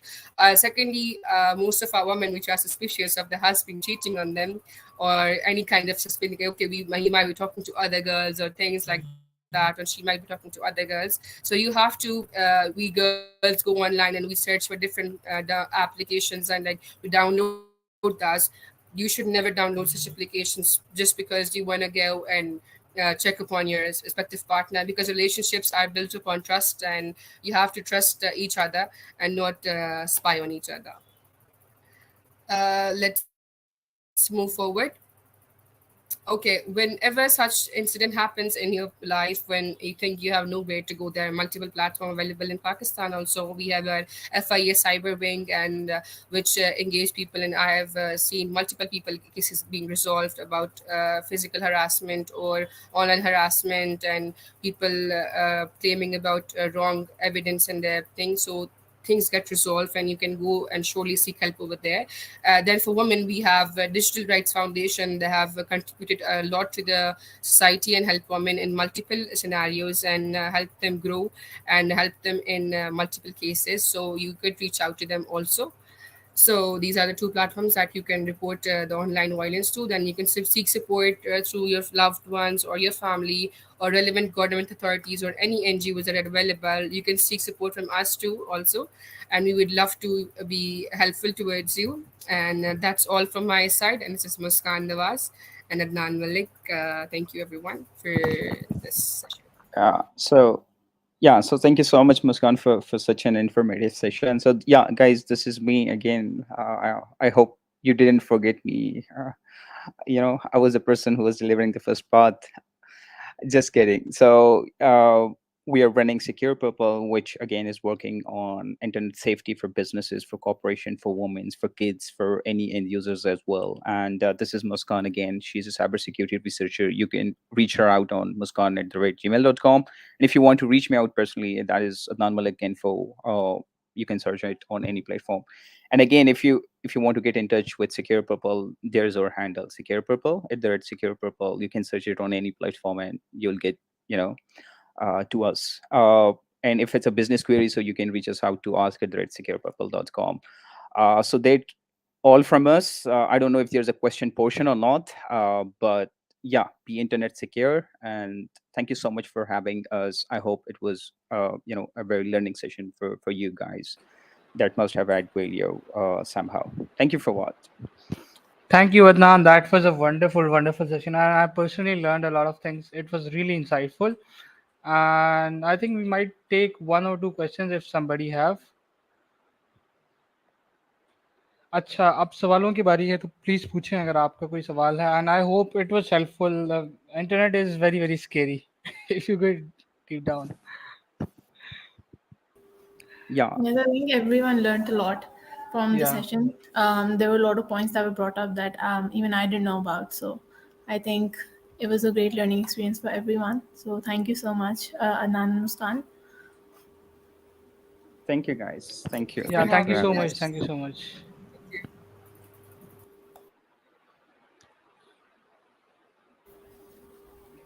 Okay, so I think we can now move on to our next speaker. So our next talk is my unexpected journey to become a digital artist slash illustrator by Wasfa Kamal. So meet Wasfa Kamal. She's a Pakistani-based illustrator with a name for social change through her illustrations. She talks about several issues with a focus on women's rights, feminism, and other social and cultural issues. Personally, I'm very excited for this talk. I think this is a very different from the rest of our speakers because her journey is obviously going to be different since her career path is also different. So all of you do stay connected. Hi, Vaspa. It's very nice to have you. I think we can Hello, now hand the Assalamualaikum. stage over to Vaspa. Okay. Hello, Assalamualaikum everyone. I hope you guys are amazing. I am very excited to be here. I'm going to share you guys my story of becoming an unexpected digital artist. So first of all, I'm going to give you a little intro about myself. I'm an illustrator and graphic designer currently based in Pakistan. And I talk about social and cultural issues through my illustration. And apart from being serious artwork, I also make humoristic art as well. So, growing up in Pakistan, I used to observe a lot of things of my culture and our society. So, I try to depict that in my art. I love bringing ideas to life through my arts, and I've been in this field for around 3 years now, and I have collaborated with variety of clients, local and international as well, like UNICEF, Coke Studio, 7 Up, and other brands. So I'm going to share you my story of becoming an unexpected illustrator. So yeah, let's start. So I was a student. I was doing a degree in films. तो I never imagine that I would and up becoming Illustrator, क्योंकि मैं film और TV and films पढ़ रही थी, तो मैंने सोचा भी नहीं था कि मैं एक इलस्ट्रेटर बन जाऊंगी. सो इट हैपेंड लाइक कि 2022 का टाइम था और उस वक्त कोविड था आई थिंक। सो जब कोविड थोड़ा सा बेहतर हो गया था like at towards the end of 2022, my cousin came at my home और मैंने उसको बेसिकली कहा था, I ask her to draw a illustration like a portrait illustration of me and my friend. So I told her कि तुम मेरे ना art work बना दो मेरी एंड मेरे दोस्त का, I want to gift her something like that. So she did, it was good but I was not satisfied from it and I was like I am not liking this, और मुझे इसके बाल ठीक नहीं है and the eyes are not good enough and it's not resembling my face. So she was like why don't you do it by yourself.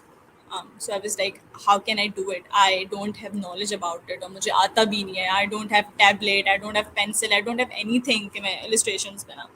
So she was like, you can do it on your mobile phone. I was like, how? मैं कैसे करूँ? तो she introduced me to this application called Autodesk Sketchbook. um, तो मैंने वो फ़ौरन download की और I was like, okay, yeah, I can draw myself because it's like a Photoshop version on a mobile phone. So I was already familiar with the interface because in my foundation year हम लोग को Photoshop, Illustrator ये सब पढ़ाया जा रहा था. So मुझे interface का पता था कि किस तरह से होगा और क्या होगा. तो I was like shocked. I was like, okay, ऐसा भी होता है, मोबाइल के अंदर भी हो सकता है. I always thought कि उसके लिए मुझे टैबलेट चाहिए और सब कुछ चाहिए. तो फिर मैंने वो एप्लीकेशन को देखा और क्या है, और फिर मैं उस पर अपना I start making illustrations and I was instantly hooked and I started drawing simple sketches and I was realizing that yes, I am enjoying this. So as I continued to practice and experiment with different styles, I began to improve my, in my work. So मैं बहुत random चीज़ें बना रही थी. I was drawing my family portraits और मैं कुछ भी मेरे सामने होता था तो मैं बनाती थी. I was drawing on my mobile phone with my finger. I had no tablet or nothing. So मैं बस उसी से बना रही थी और मैं बहुत घुस के ना मोबाइल के अंदर हर वक्त I was into mobile and just drawing. And my parents were like, what are you doing? तुम हर वक्त मोबाइल में रहती हो. Then I had to explain them कि मैं ये कर रही हूँ. I'm not chatting or something. I'm into mobile making illustrations. So yeah, उस तरह से I was just drawing constantly. और फिर मैंने I made something out of it. मैंने एक illustration बनाई that was about dark complexion. वो मैंने एक social topic पे बनाई थी that how अभी तक we have this obsession with the white complexion. If someone has a dark complexion, we always pinpoint them and we always degrade them. So मैंने उस topic पे बनाई थी because ये चीज़ मैंने बहुत observe की थी अपने surroundings पे कि किसी का अगर रंग थोड़ा dark हो तो हम उसको बोलते हैं why don't you apply this fairness cream, you should apply this and that. So वो मैंने उस topic पे बनाई थी and I showed to my sister. I said देखो मैंने ये बनाया and she was like why don't you upload in your social media account, and she encouraged me to share my art on social media. And to be honest, I was surprised by the positive feedback I received, and everyone was liking, everyone was sharing. वो मेरे लिए first time था और इतने comments आ रहे हैं and everything. The next day I woke up, there were like 1,000 likes and people on Facebook were sharing और Instagram पे तो pages सारे share कर रहे थे. तो I was pretty shocked कि okay. And everyone was relating to my artwork. They उनके पास एक चीज़ मिल गई थी, like they can talk about through it. So I was like okay, yeah, ठीक है, मैं maybe I should do it more. And so my sister was like कि तुम्हें ये करना चाहिए, you should do it more. So I thought okay. So I start observing a lot of things around my surrounding और मैं चीज़ें observe कर रही थी कि किस तरह से हमारी ये societal stereotypes होते हैं और हम किस तरह से different चीज़ों को बोलते हैं, एक ताने देते हैं, इस तरह की बातें करते हैं. तो वो मैं सब अपनी illustrations पे दिखाने लग गई. I was making illustrations on social taboos like divorce and शादी कल्चर, रिश्ता culture and weight and skin colour, everything, जो भी जितने भी टॉपिक्स होते हैं. तो लेकिन मैं उसमें अपना एक देसी टच डाल रही थी. उसको मैं इस तरह से इलिस्ट्रेट करी थी कि लोग उससे रिलेट कर सकें. I didn't. I forgot to make a presentation, but you can check my work on Instagram through Wasfa. यहाँ पे किसी ने लिंक शेयर करा हुआ है. तो yeah, here it is. So आप वहाँ पे देख सकते हैं. तो फिर I was getting good at it. मैं सिर्फ मोबाइल पे ही बना रही थी उस टाइम पे. And you guys won't believe it, within a 1 month I gained around 10,000 followers. And I was very shocked, and I was like, I started beginning to explore the world of illustrations. And after that, I got a DM, and they wanted me to make their family portrait. And I was like, can I make it? Should I make it? Because I was still doubting myself. but I did it anyways. मैंने family portrait बनाया. I earned money through it, and I was like, okay, yeah, इससे कुछ ना कुछ हो सकता है अब. तो बस start getting commission work as well. उसके बाद Aahista Aahista I started to grow my page. It's from 10K to 50K to 100K. So people were loving my work. They were appreciating and they were relating to my work. So as I continued, I realized that illustration was not just a hobby for me because बचपन से in my childhood I used to draw, doodle sketches, but I never considered this as a serious path. So yeah, that was a major turn for me. कि मैंने mobile में start करा था. Later I bought an iPad and everything. मैंने सब tablets bye करना start कर दिए, pencil and everything, every gadget that was required. Then I started getting clients, international clients as well.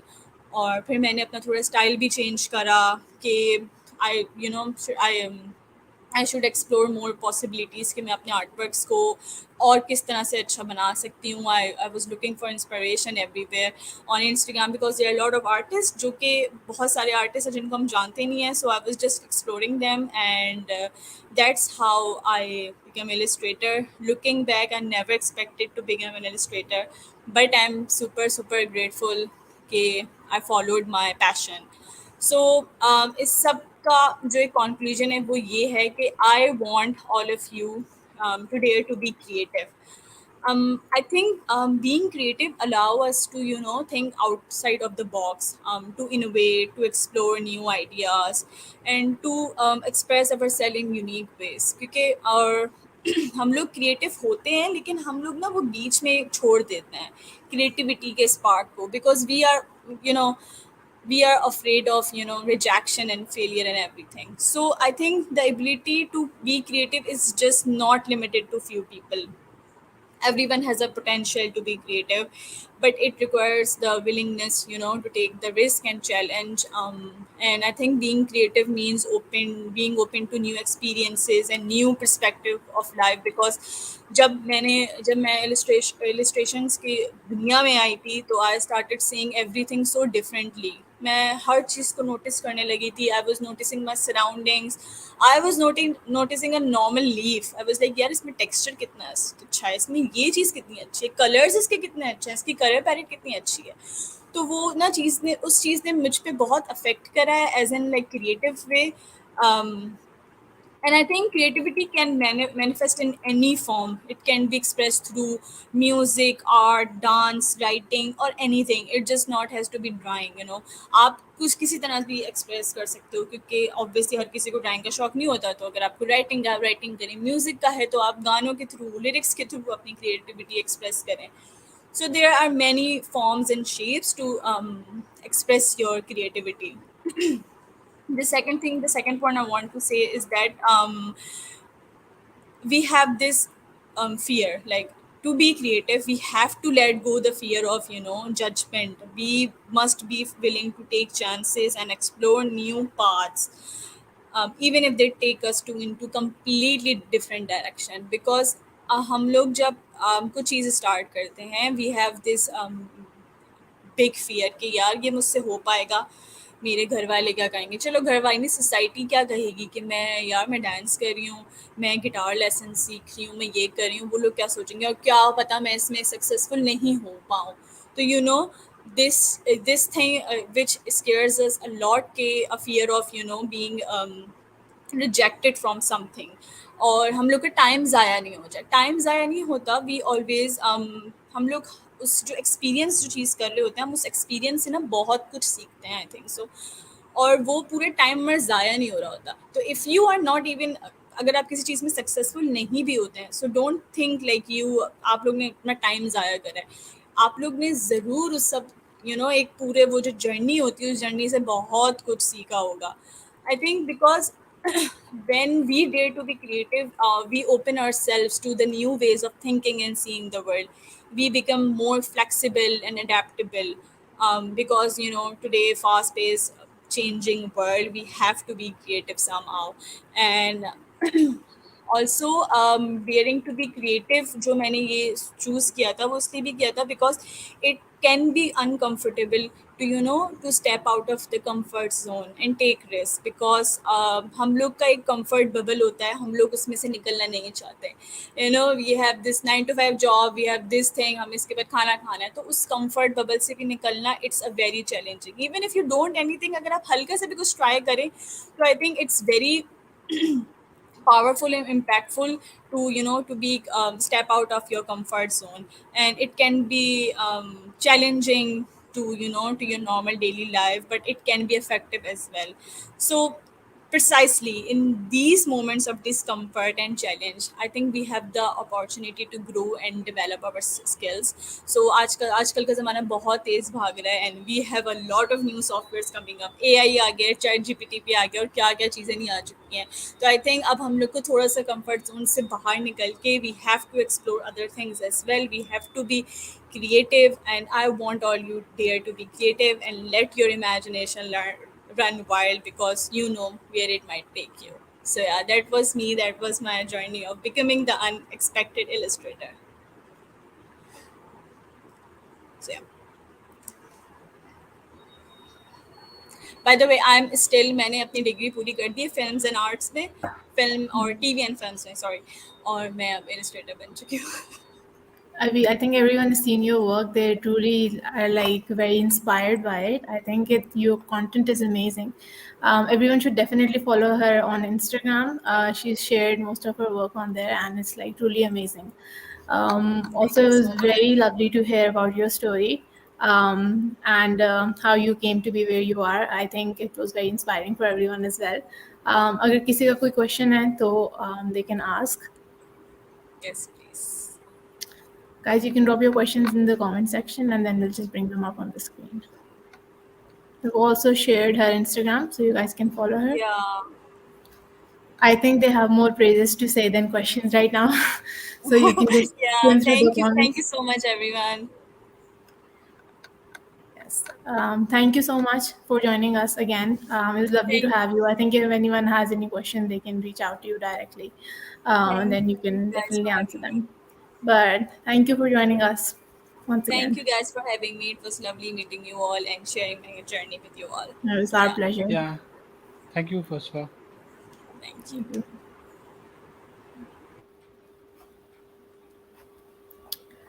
Okay, so that was an amazing talk. I think everyone enjoyed it a lot. Moving on, our next speaker is Yumna Majid. However, Yumna cannot join us today, unfortunately. So we'll be skipping her talk and moving directly to our panel.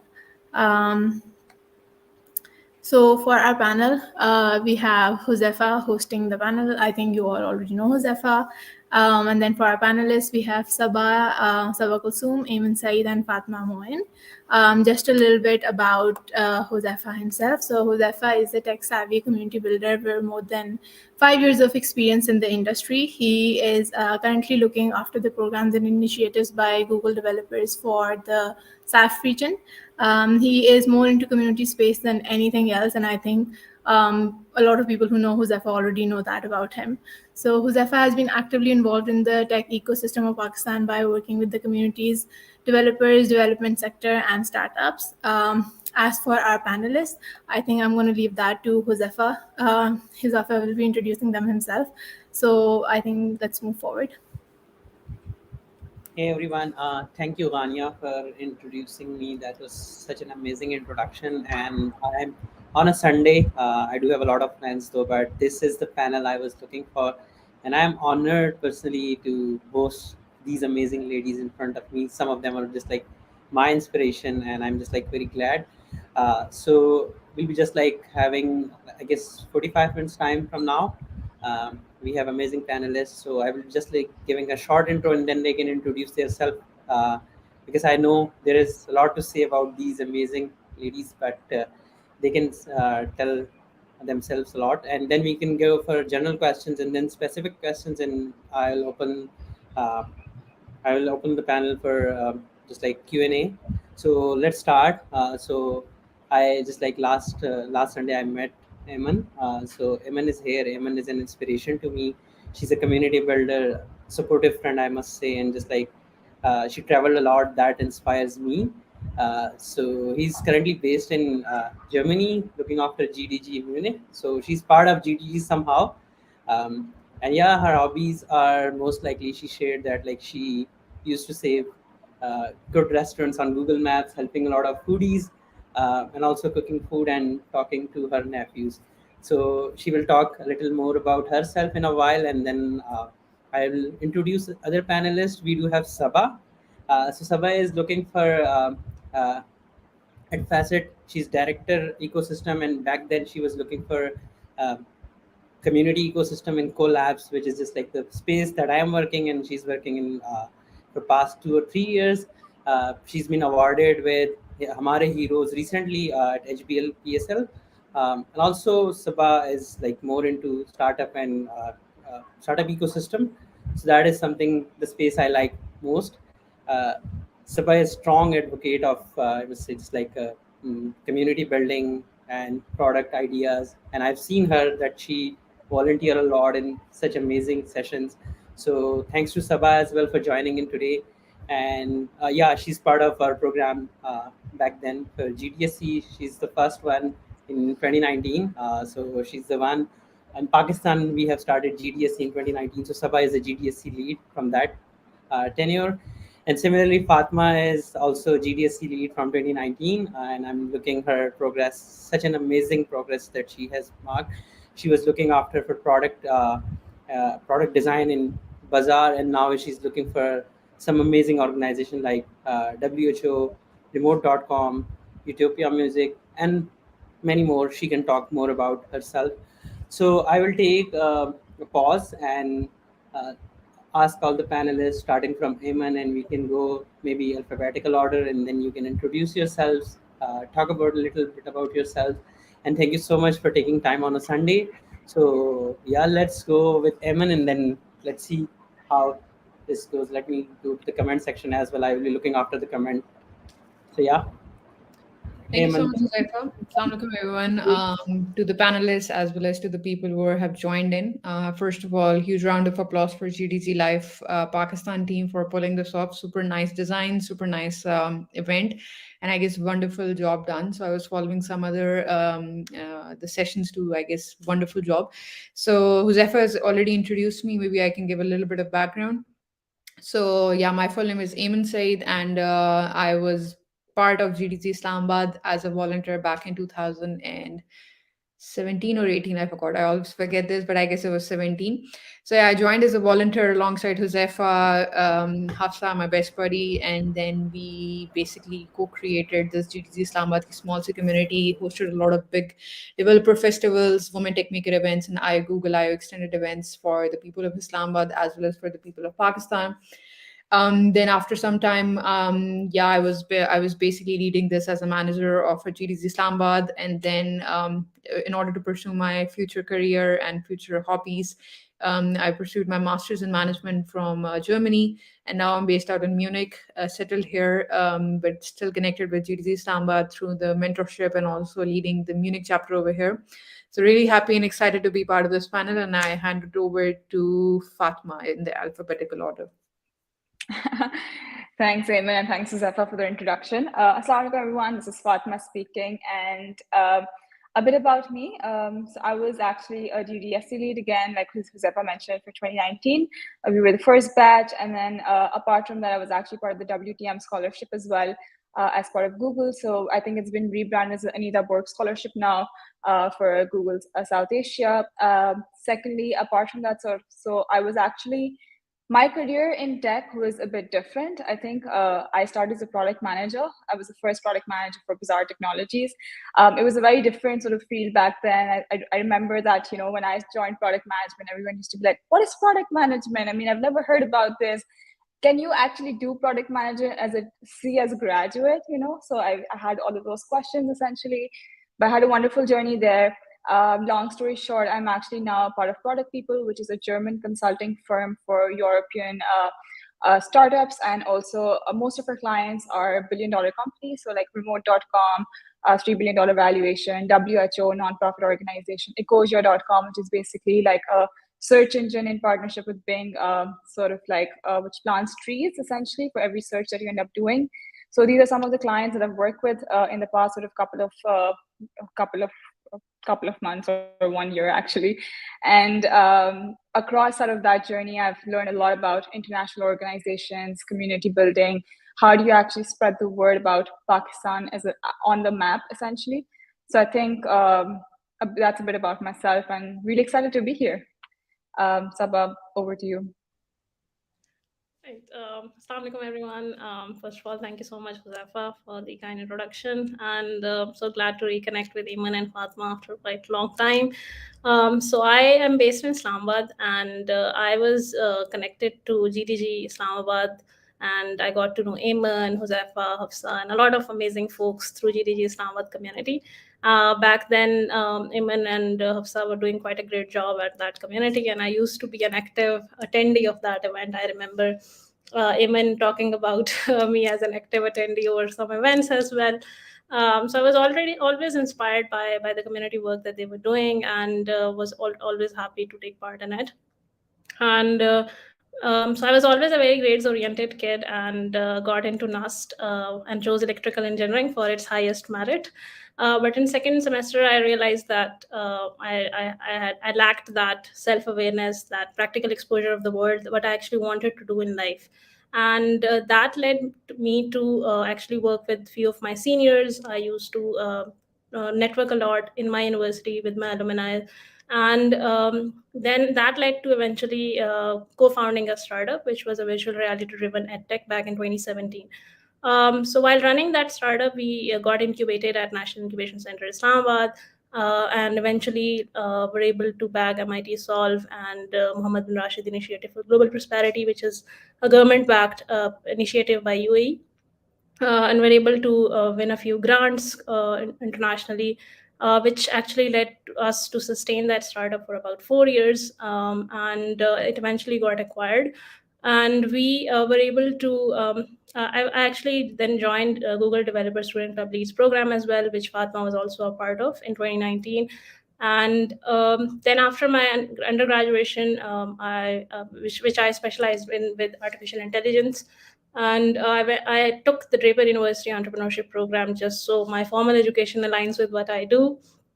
And that led me to working with some startup accelerators, helping startups with investment readiness, with growth and expansion strategies. And then moved on to Collabs. So at Collabs, initially I joined as a community and partnerships lead. Then I was promoted to growth lead, where I helped them with the investment seed round of $3 million, and we also led their startup ecosystem initiatives, helping their startups with growth and expansion, and the Collabs as a startup itself as well. And so that's when Facet reached out to me when I hosted the Web3 Summit at Binance. So currently at I'm working at Facet as Director Markets and Enterprise. I have been promoted this month. Initially, I joined as Director Ecosystem and Partnerships. So I look after the markets. We are operating in frontier markets. We're based out of Indonesia, UAE, and Turkey, Bahrain. So we are internationally regulated digital assets gateway. So we are a Web3 company. We talk, and we actually tap into emerging markets and then identify different use cases of Web3 and then build digital products around that. So my role is primarily to not only identify those markets, go to market plans, but also then educate and aware people around it, which is one of our product as well. And then that's currently what I'm doing so far. Have been able to partner with a lot of universities, academia, and other startup ecosystem initiatives during this journey. I think that's it. Yeah. Yeah, thank you so much, everyone, for such an amazing introduction. And I would just like add to all of these. Ayman is here, Fatma is here, and Sabah is here. So I don't feel shy to be admit this. It's like I've been inspired with these ladies, and Ayman being with me from 2017, and I count her as my mentor, one of my mentors that I have the creative knowledge that I do some assessment in creatives and whatnot in my every job that comes from Ayman to planning some amazing thing, and Hafsa is there as well, and Fatma being super lady doing a lot of stuff in product and not giving up on so many things. So I get inspired by her, following her on LinkedIn, and now she's somehow inactive, but I will Yet to know why she's inactive, but let's see.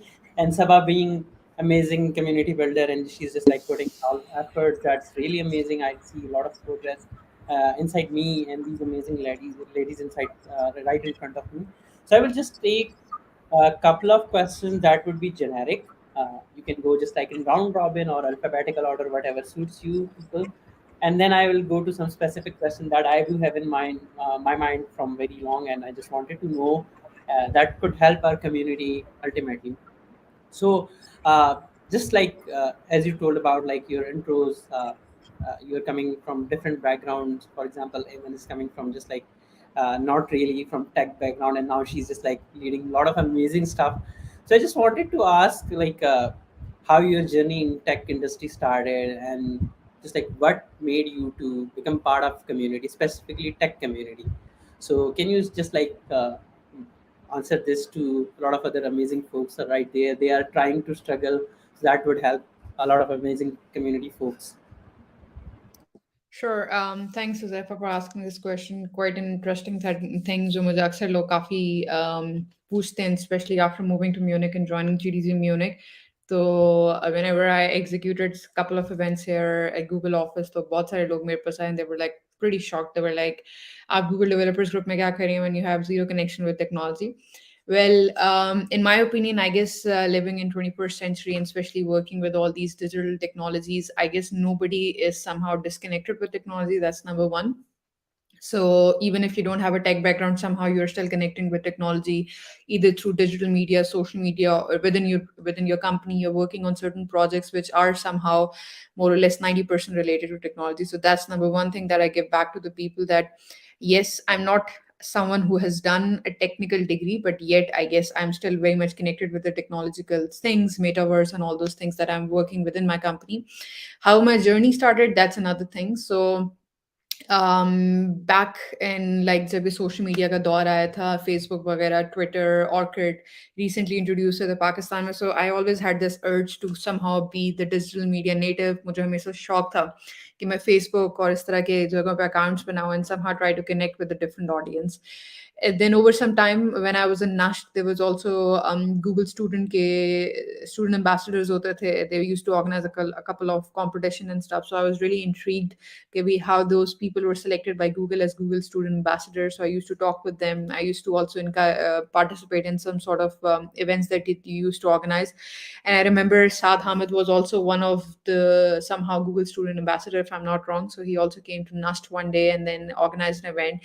That's how basically my passion towards Google technology started to emerge. Then I was heavily engaged with Google Maps in a way whenever I used to travel with my family.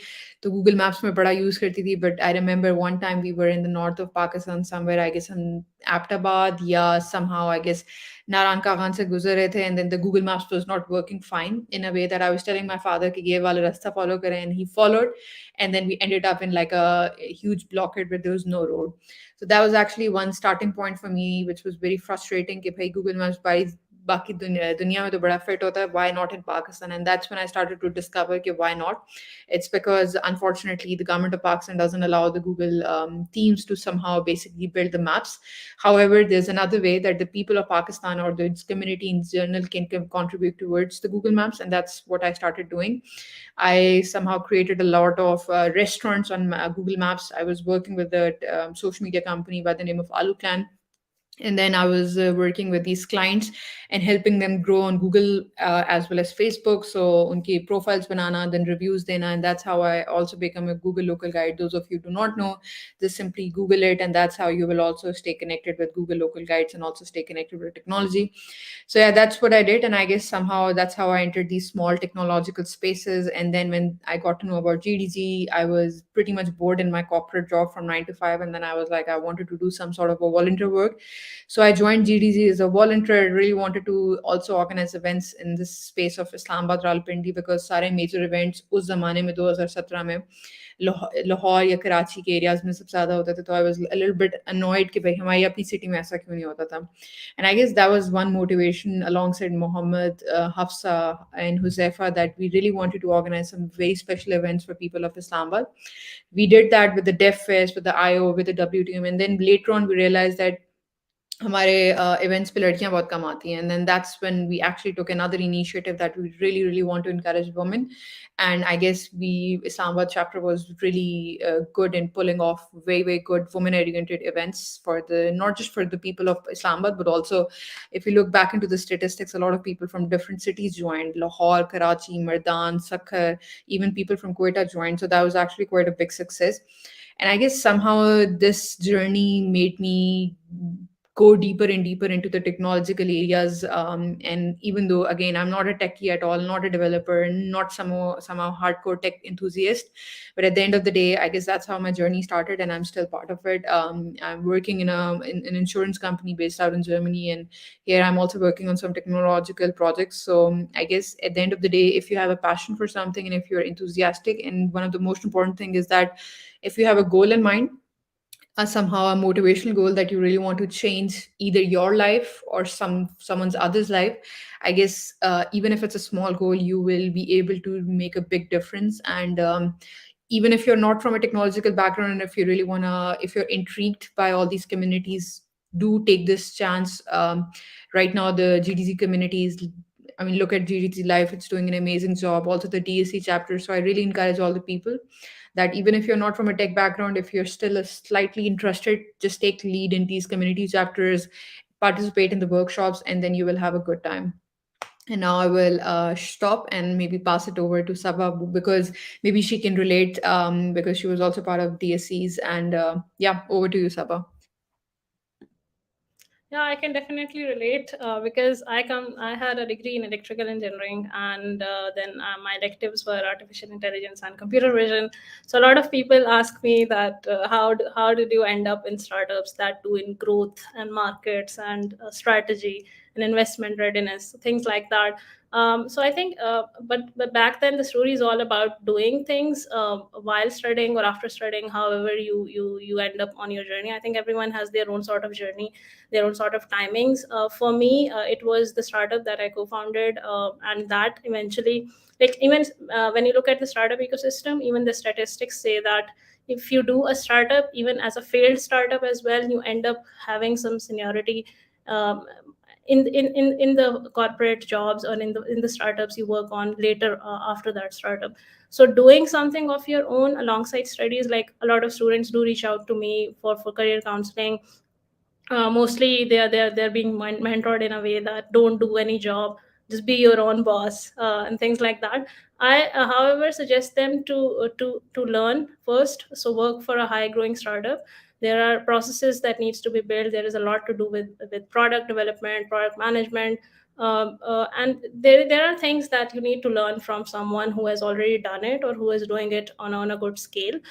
Scaling a startup, doing a startup in its own is a very roller coaster ride. So I do suggest students to not only do side things as a student, but also like once you graduate, work for a high growing startup. And if you are actually really passionate about some problem, then try to solve that as a side hustle, work towards it, building towards it. And one day when you feel like, okay, it's getting there, then maybe switch completely towards it. But you need to have that ecosystem, you need to have that support system, those connections in the ecosystem. It's very important in the startup as well as investment ecosystem. Even the people who raise investments, it's not like they come out of nowhere and they're able to raise investments. They have, for example, if someone has worked in Kareem and they do a startup today, it's very much likely that they will be able to raise investments, and they have that financial cushion as well.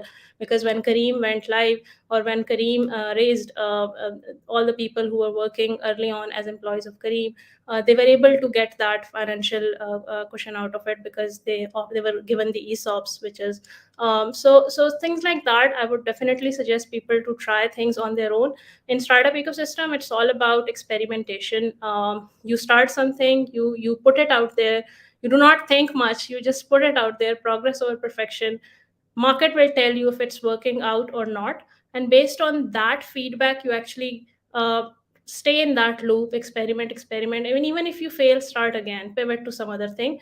And you might never know, you will be able to succeed maybe one day. So this is particularly it from my experience in the startup ecosystem itself.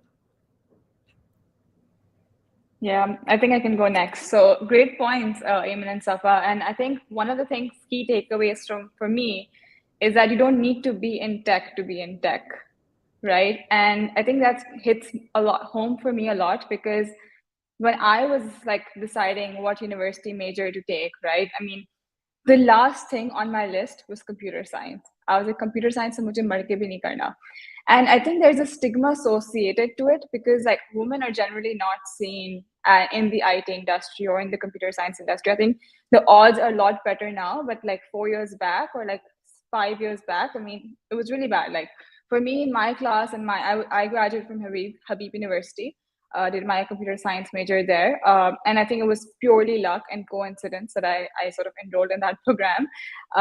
Story for another time. But when I was there, I mean, I had like 80% men and only 20% women.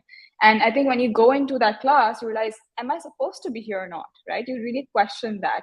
And I think that for me, that was one of the reasons that for me, like I was really trying to understand what is my role in this major? What do I do? I had never done computers. I did not know what a coding language was. My first class was Python K101, you know, and I was like, why are we studying a snake in this class? I mean, I was that bad at computer science. And it's a very funny story that I like to talk about, because not everyone has had that exposure to computer science or coding. Like we talk about, you know, how a lot of good coders out there are like, oh, we were coding since 8. And it's not true for everyone, I think. But the real key takeaway for me is that at any point in time, you can decide to be who you want and you can take charge of your career. So back then in my university, I was very confused. What am I doing? And that's one of the core reasons, primary reasons, that I ended up joining WTM and I ended up joining GDG, because I was like, maybe if I connect with like-minded people who know what they're doing, I'll try to figure out what I want to do, right?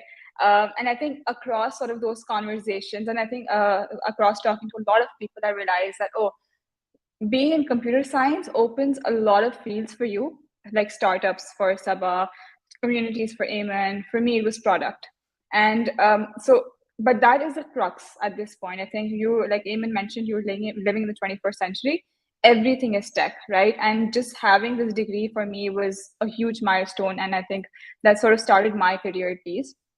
But I think so. I joined Bazaar as a product manager. I was the first product manager there. I like, and like Sabah mentioned, just having sort of. When I joined when there were like 10 people at Bazaar, and for me at that point, and when I left Bazaar, there were like 2,000 people or something of that sort. So for me, I had seen sort of that trajectory of startups, and I had seen sort of, you know, the value that tech can bring, and I felt empowered as a woman that, okay, if I've been through this journey, I can do a lot more in life. And I think it's one of the core reasons that I ended up joining a German consulting firm, like a European consulting firm, because I wanted to now put myself on the global map. I was like, okay, if I can do it in Pakistan, I can do it for bigger and bigger companies as well, you know. And I wanted to learn processes. I wanted to understand a lot more about how to build a startup. What are the international processes? What makes them them? So I think, yeah, that's about my journey. And I think for me, the most important thing is that just focus on what you want to do in life, set milestones for yourself, and have a very clear path on where you want to head towards. And then try to understand what you can do to achieve those goals in your life. And that's really how I did it. Talk to like minded people, find mentors in your community. I think these are the people who will keep you grounded, who they'll be the people who will tell you, no, nahi Fatma, ye nahi karna, try to think about this in this way, right? You might have some very extravagant thinking, you might be doing something completely wrong, but these mentors will help you navigate your direction. So I think do that. And yeah, that's about a bit about my journey in tech essentially. Yeah, thank you so much for sharing. These are so many amazing insights, and I can like a lot of things I can relate myself. Like Fatma mentioned, Ayman mentioned, and Sabah mentioned. Ayman just like mentioned, and just like it was nostalgic for me in 2017 when we were starting the community with very less handful people, and just like struggling without knowing that how it will go beyond and go forward, and bringing in that much impact that like we are seeing amazing people on Sunday, that they are sitting in front of their screens and watching us, and just like getting some knowledge and getting some benefit out of it. So my next question will be related to the first we just like talking about, and you already mentioned a little bit about, but just I wanted to make everyone the importance of community and the emphasis on the importance of community. Like I have personally seen like the progress I have made myself. Like I never had this in my wildest imagination that I will be joining Google someday. Uh, and Iman just like doing amazing work in Germany and just like raising the flag of Pakistan, that is proud for all of us. Fatma is doing so many amazing stuff, and similar for Sabah, she's just like leading a key position in a like, so that's the thing that I just wanted to know, like how community or tech community ecosystem in specific help you in your interperson, just like I would say personal as well as professional growth, like how it has been impacted. Like for example, you have achieved something that you haven't imagined in your life. So just wanted to let you people to share your story with others so that they can uh, you know just get benefit out of this community ecosystem, or their Sunday must be fruitful for them. So you can start, maybe Sabha, you can start now, and then you can rotate the mic to other panelists. Yeah, sure. So I think in my personal journey, it has a lot to do with communities because when I started probably my undergraduation, I used to be at National Incubation Center quite a lot. Like probably over weekends, I was always found there. There was some event happening, I would be there. That's how I came across Saad Hamid. That's how I got into the TEDx community as well, TEDx Islamabad community.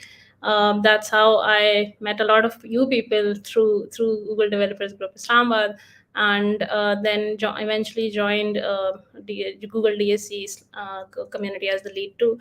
So I think communities in itself do a wonderful job because when you meet people having a common vision or a platform where they have common interests under, that's how you can first you can relate. I think relatability is very very important whenever you're working on your personal or professional journey, because you feel at ease that we are on the same similar paths, we have probably similar goals in this and that's how you can find the right direction.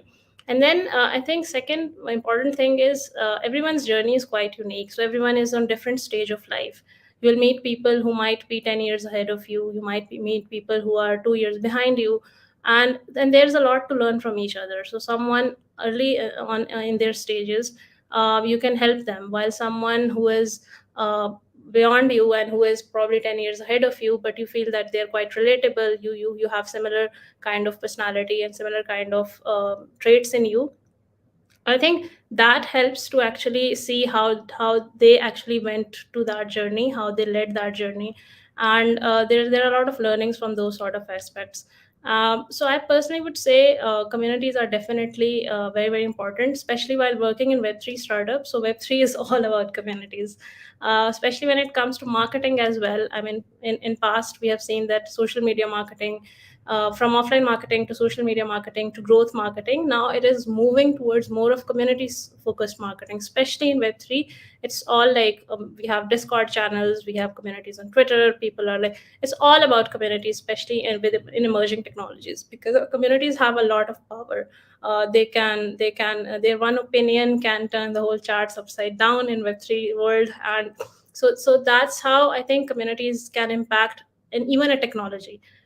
So I really feel that it's not only about learnings that a community can bring you in your personal professional life. Just on a side note, I mean, people have married through communities. What else do you see? So their whole personal life impacted through communities, and I think that even that's very very important in your personal life as well, because that actually shapes your future too. Then, so things like that, I would say professional life is definitely one of the core areas that you can build towards through the community. And I would like to move on with Fatma on the same point. Yeah. So like I mentioned before, I think communities for me helped me decide, what I want to do in my life and what I want to do in my career. And I think in today's world, like having a community is inevitable. You cannot run away from it because because because of COVID and because of this entire tech ecosystem that we're now seeing. everything is connected and everything is online. So if you're not connected and if you're not online, you're missing out. It's as simple as that, right? And for me, I think for me, what was very important is that if you're looking to build a startup, if you want to build something, if you want to launch something, if you want to try something new, if you want advice, who do you reach out to? You need individuals and members who you can trust, who are part of communities. And as being a part of a community, even for your personal and professional brand, I think it's very important because you build trust with people. And when you build trust with people, they're more likely to reach out to you for more opportunities as well. Why am I here? I interacted with Uzaifa as part of a community, right? And maybe Uzaifa's like, oh, Fatma's a cool person to have on this panel, so let's have her here, right? So it was all about building communities and being a part of these communities as well, for me especially. And I think the beautiful thing about communities is that you when you're part of jobs change, people change, right? But these communities stick around for you. Like, communities do not change, they're always there for you at every step of the way. I mean, I remember when I was at a junction of my career, when I was deciding what to do next, I had literally called Saad Hamid and I was like, listen, I don't know, Saad, what do I do? I have these options, like, how do I sort of proceed? And he sort of helped me try to understand, okay, Fatma, these are the options, this is what you should think about, what do you want to do next, so he helped me ground what I should do next in my career. And this is all part of being a part of that community that I was able to leverage Saad as well, right? And I think building a community, oftentimes what people think is that it's just being a part of events, etc. But I think it's a lot more than that. You need to build your own personal brand. If you do not have your own brand, I think that fundamental element between community and trust is this personal branding, and that's missing, right? So being a part of that community also means that you contribute to that community. You try to sort of share your opinions, talk about them, build that trust, and then sort of you can eventually leverage communities as well. So I think for me, the first step is to be a part of a community, because if you're not, you're missing out. Step number two is to actually try to contribute to that community. And only then, in step number three, you can leverage that community for your personal career as well. So I think that's very important for me. And I've already shared my story about how I leveraged it. So I'll hand it over to Eamon. Thank you, Fatma, and thank you, Sabah. I guess the points shared by them are absolutely what I really wanted to say too. I echo what Fatma also says, yeah, when you're like part of the community, you also need some trustworthy fellows. And I guess how I leveraged the community was something similar. Like, I started as a volunteer and then later on led the community. And of course, while you're leading that community, the volunteer role mein hota hai, you're thinking very differently because you're more like a team player. You don't think strategically. You don't think on a higher level कि भाई अपने community in the future चलानी कैसी है. But when you are in the leadership role, of course, things change very differently. Sometimes people think a leadership role is very interesting कि भाई आप वहाँ बैठ के ऐसे फैसले करते हो, but no, actually not. When you are actually in the leadership position, you are more accountable for all the things. Companies के साथ अगर आपके साथ partnership है तो they are the one who will reach out to you and will hold you accountable if something goes wrong. So I guess how I leverage my community and also how I basically took that in order to help myself and my career was that not only I used to engage a lot in a way that I contribute, but also help the people. Like in order to make this community sustainable, I was me and my team were also making them the volunteers like accountable for a lot of things, giving them the leadership role sometimes too, so that they can also grow. And I guess that also helped me in my career that right now I'm also in a managerial position leading the team and have choosing the right people at the right time to lead and execute projects. And the second thing, I guess, what I leveraged from the community building was that because these events are somehow you can take them as a project. So there was like WTM project, IO extended project, and DevFest is a project for me. So right now what I do in my career is also like leading a lot of projects, and actually that excites me a lot.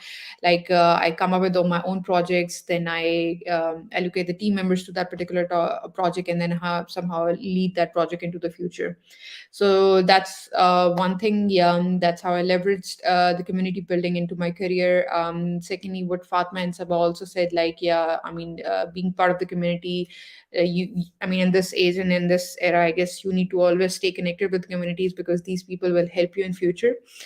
because as a web community में participate करते हो तो you are basically interacting with like-minded individuals, no matter what the background, what the field is, and they will for sure will be there for you in the futures. Like for example, I moved out from Pakistan, but interestingly and surprisingly, a lot of people from Pakistan, the community people, they're also now somewhere in Europe, and they always reach out to me, and I always reach out to them whenever I need help, whenever I'm traveling, and whenever I'm attending certain kind of conferences. They're also there, and it's interesting to know that how you can always rely on those people and reach out to for support and help.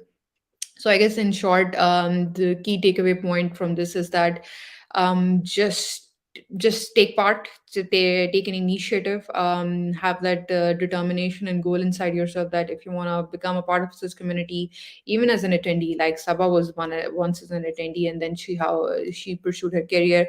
Fatma was also one of the attendees, I'm sure, and then also became a TSC lead. So I guess even if you're an attendee, take that inspiration with you that you want to stay connected, you want to contribute towards back, and also in this journey also grow yourself. So yeah, I guess that's my message to everyone out there. Back to you, Josefa. Yeah, thank you so much. This feel just like I'm. I just like I can relate this because I'm part of this community ecosystem from very long, and I have seen, and I'm just like just even mentioned just to show up.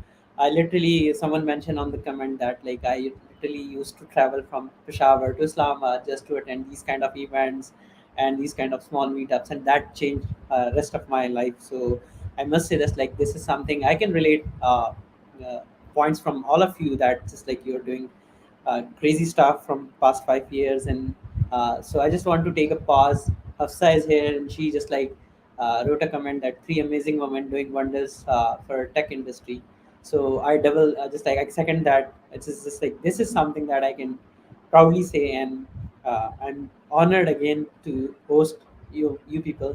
So now I just like wanted to go and just like to take some personal notes. So I will go one by one and just like ask some questions, specific questions from each one of you. So just like maybe I can start with Fatma. So Fatma, you were just like in back in I guess 2020 during pandemic time. You were part of WTM Scholar Program, which has been now changed. So that was just like a keeping because it is famous as WTM Scholar. So can you tell a little more about it and what was the amazing part of the whole program? You were there just like in the training, so you can share with the community or the viewers joining us today, so that would be great.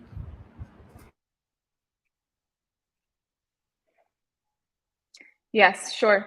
So basically, first I'll talk a bit about what is the WTM scholarship. I don't know if everyone over here knows about it. So basically, WTM scholarship is a scholarship that Google provides for women in tech. So it's specifically for women in tech, and there's one for the South Asian region. There's one for the Central region, and all of these things, right? So we are part of the East Asia region, essentially. And then as part of that scholarship, people essentially either get like women get a scholarship amount, and then they also, in my time, we used to be flown to the Google office, and then we would have like a small sort of a retreat where we'd get to interact with Googlers, have multiple sessions with them, like training sessions, all of these things with the Googlers themselves. So it was pretty inspiring for me. I think one of the key takeaways for me from that sort of conference and that sort of retreat was I met a huge and amazing community of women who were doing amazing stuff in tech that I wasn't even aware of.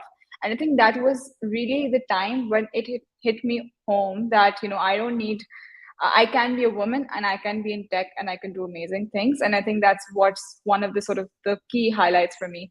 And I remember like a lot at that point in time, I had actually gone up to one of the Googlers and I'd asked, but like, why are you just doing a women's scholarship? Like I used to get asked this question a lot, like why just for women? And it was very interesting for me. Like he said that, okay, Fatma, so if you want to build the perfect coffee blend, right? And you know that there's like a coffee A bean and a coffee B bean to build the perfect coffee blend. But coffee B bean is really hard to get, and it's available in the most hardest of the northern regions, for example, right? But to actually build the perfect coffee blend, you're going to put in that extra effort to get coffee, the bean that's hard to get. And so I think one of the core reasons of that scholarship is essentially to actually provide women, go that extra mile to bring amazing women into tech and be able to sort of help support them and build their careers as well. And I think for me, that was the key milestone, as part of the WTM scholarship, to have that insight and then being able to go back to my community and then empower a lot of more women and talk about, how you can contribute to the tech community as well. And then as part of WTM, I met a lot of people who are still friends with me, who I still talk to. We keep sort of in touch, and we also like sort of hang out sometimes as well. So I think that community was very fundamental to me to sort of, help me sort of transpire and move forward as part of the tech community. Yeah, thank you so much, Fatma, for sharing all the insight in your learning with your viewers today. So I will go to Eamon now, and this is something that I have just like crafted today, and I literally want to ask you so that a lot of people here will get so many insights from this question. So, as we mentioned, me and Ayman mentioned that like we joined GDG community back in 2017 with handful of volunteers. We were 4 people, me, Ayman, Mohammed, and Hafsa, and it's just like we started the community without knowing that where it will go. And then in 2019, Ayman and Hafsa started WTM Islamabad, which is just like growing rapidly. So, as a community builder, I just wanted to ask, like, can you tell us what is the secret sauce or the magic that has bring that much impact that like it has created so many amazing stories that we see regularly? So, can you tell a little bit about that? I wish I knew the secret sauce too. But I guess what Fatma said was very beautifully put into, like, you need the right people at the right time and also the people that you can trust. So I guess one of the most important thing is that जब मैंने भी community start, I mean GDC में participate किया था, तो I mean ऐसे नहीं participate कर लिया था कि just because it's a Google developers group, Google की backing है, तो I just want to become a part. No, the main reason behind was that being from Islamabad, born and raised in Islamabad, I was really annoyed with the fact that the sare events Lahore, Karachi mein hote the, and I really wanted to do something different for the people of Islamabad. So that was my goal and my motivation to join that community, number one. And also, of course, I was bored from my corporate job, so I really wanted to somehow use my creative skill set to join that community and contribute back towards the community. So that was my goal and my determination for GDC Islamabad. And yes, when I became the WTM ambassador, and even before becoming WTM ambassador, I really had this passion. Okay, alongside Hafsa, we used to discuss कि भाई लड़कियां क्यों नहीं आती हमारे events में? What's the main reason behind it? I mean, if me and Hafsa and other girls were coming to the event, then why not the other people, other girls from tech are not coming? Then we realized a lot of issues. जो खवातीन होती है जिनके जिनके बच्चे होते हैं उनको मुश्किल होती है आना, and especially the events which are a little bit towards the evening, तो वो मुश्किल हो जाता है उनके लिए आना. And then that's how we strategize कि भाई चलो हम events ऐसे करेंगे जो सुबह के वक्त होंगे, so that it's easier for working moms and also women who are unable to come in the evening, that they can participate in the morning session and then can go back home easily. So somehow we strategize those things. So I guess the secret sauce behind is that you need to have some sort of a motivation and a goal inside yourself, and you need to also share that. Not you need to share, but rather you need other people who have the same shared vision or same shared goal or some sort of same shared motivation as you, or in fact maybe more than you, so that you can somehow co-create and come up with like a very nice project or a very nice event or something similar. So yeah, I guess जैसे and I guess one of the most important thing is जैसे वो कहते हैं ना कि home cooked meals are always good, especially the ones prepared by a mom, is because वो प्यार खुलूस से बना होता है खाना. तो I guess also जब आप प्यार और मोहब्बत से अपना event करो, तो I guess that's something which shows off the result. I still remember, I guess every single community member from GT Islamabad is very, very proud of WTM 2019, which we executed at Talanor, Pakistan premises.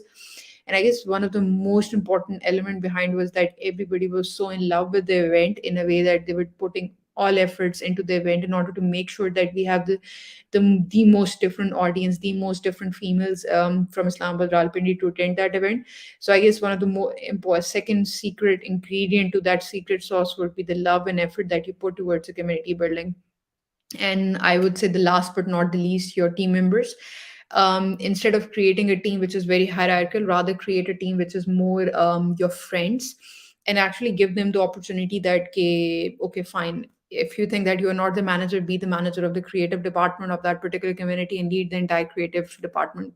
So I guess actually give them the charge and make them your friends, make them your family, so that they can somehow lead that community and make yourself, you and your entire community proud at the end of the day.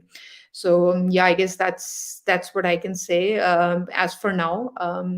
Saying all those things and also recalling all those things makes me super nostalgic and also miss my community a lot. But I guess if somebody wants to take a key takeaway from this is that just have that inside goal and motivation. I know right now the condition of Pakistan is not the great, but I guess even in that condition, if you have that beautiful goal that you want to create somehow an amazing event for the people of Pakistan, or even for the women, or maybe intersex people, I guess just go for it and execute it with all the love and effort and determination that you have. Yeah, thank you so much, Evan. This is literally somewhat just like I went past, and I still vividly remember we used to the people who used to be at a venue at 8 a.m. or 7:30 a.m. despite we worked like last night till 2 a.m. So this is something like I must say, and I just like copy the point that Evan mentioned that like you must have trustworthy people and team. So thank you so much for sharing this, and this is really important to highlight here at this point of time. Uh, Coming to Sabah, so Sabah for you, because you work very closely at collabs with a lot of amazing females, women entrepreneurs. So could you highlight just like a little bit? You help them to grow their businesses and whatnot. So what are the key challenges they used to face on regular basis, and how you help them being a community builder? Like what are the key challenges that they can overcome with time, and maybe that could be something like you can tell us about. Of course. So first of all, when it comes to women entrepreneurs, I think stats are quite alarming. Uh, so at first, when I started working with startups, usually I used to be the only female in the team, or maybe like would have three or four more females in an entire team of 50 to 70 if the team is growing. So that was something very very alarming for me at first. That okay, why not? Why we do not have enough female founders, and then why enough female founders are not raising for example, when it comes to investment raising, we see I was someone looking at stats every day because we needed to have that in order to talk to investors, in order to talk to other startups. And every day the same thing was very sort of sad and unfortunate that uh, women entrepreneurs are not there enough, and even if they're there are a lot of challenges they are facing. For example, there was a startup called nani.pk at collabs. So I used to sit with her initially when I joined collabs, that okay, what are some of the challenges that you're facing, why you are not a very prominent entrepreneur when it comes to startup ecosystem, while I see that your product is great. It's targeting market of very very young kids, and that's a very large sort of market, so you have a very good total addressable market. What's the issue that the challenges that you're facing? So main challenges were something very cultural and something very bias oriented. So for example, if an investor is, so we love to host in startup ecosystem, we love to host panels, we love to host speaking events. But when it comes to giving that money and putting that trust on an entrepreneur, that okay, this entrepreneur will actually have a good proceed of my money and make that return on my money, I'm sorry, there's not enough out there. First, people do not trust that okay, a woman will be able to lead. I think that goes back to what's the culture at in the society, what's the culture at home specifically. For example, in Pakistan, who is deciding if a girl child can study? Who is deciding if a girl child, if they have a particular degree and they have some experience and they want to do something? Who decides if they can work? um, it also comes down to financial literacy. Again, alarming starts. Only 7% of Pakistani women are, according to State Bank of Pakistan's latest report, are banked. Now, this lack of access to financial institutions for loans, for other things, is something that stops a lot of women from doing something of their own. So the challenges were more alongside the societal aspect and cultural aspect. And then this imposter syndrome thing is also very, very real. So a lot of women, when they are, for example, in a male dominated circle or male dominated society, uh, they would feel the syndrome very, very, very real. Why? Because first, if she does not see any woman taking up that mic, taking up that space to take a leading role, it feels weird. Okay, can I do that same thing if like only men around me are doing it? Secondly, when it comes to especially tech startups, like Fatma mentioned, that women are generally, like when I was doing electrical engineering, I was one of the four students in my class, and the class was of around 60. So obviously, you feel isolated. You feel that, okay, when you're doing projects, you notice the bias that when it comes to the technical development, you see that you are expected to take notes or maybe do the other stuff, while, well, okay, I'll do the coding, or I'll do the other jobs required of it. So these sort of things, I think we really need to, some solutions are very, very simple. It all starts from home. Give that power, give that financial literacy education to young girls at your home. Involve them to the decisions, especially the financial decisions. But is talk about budgeting, talk about savings, talk about investments, talk about wealth creation in general. Give that early exposure to girls, and once it's there, then try to help young girls lead. Leading is something that can do a lot.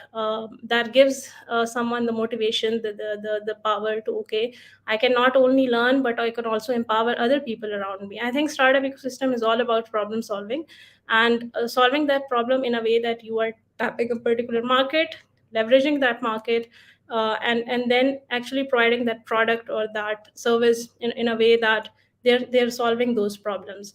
So obviously you require that push. Startup in itself is quite hard to manage, and the success rate is also quite low. So to get there, if you are also facing external factors like bias, like cultural issues. For example, even a small instance is ability of mobility.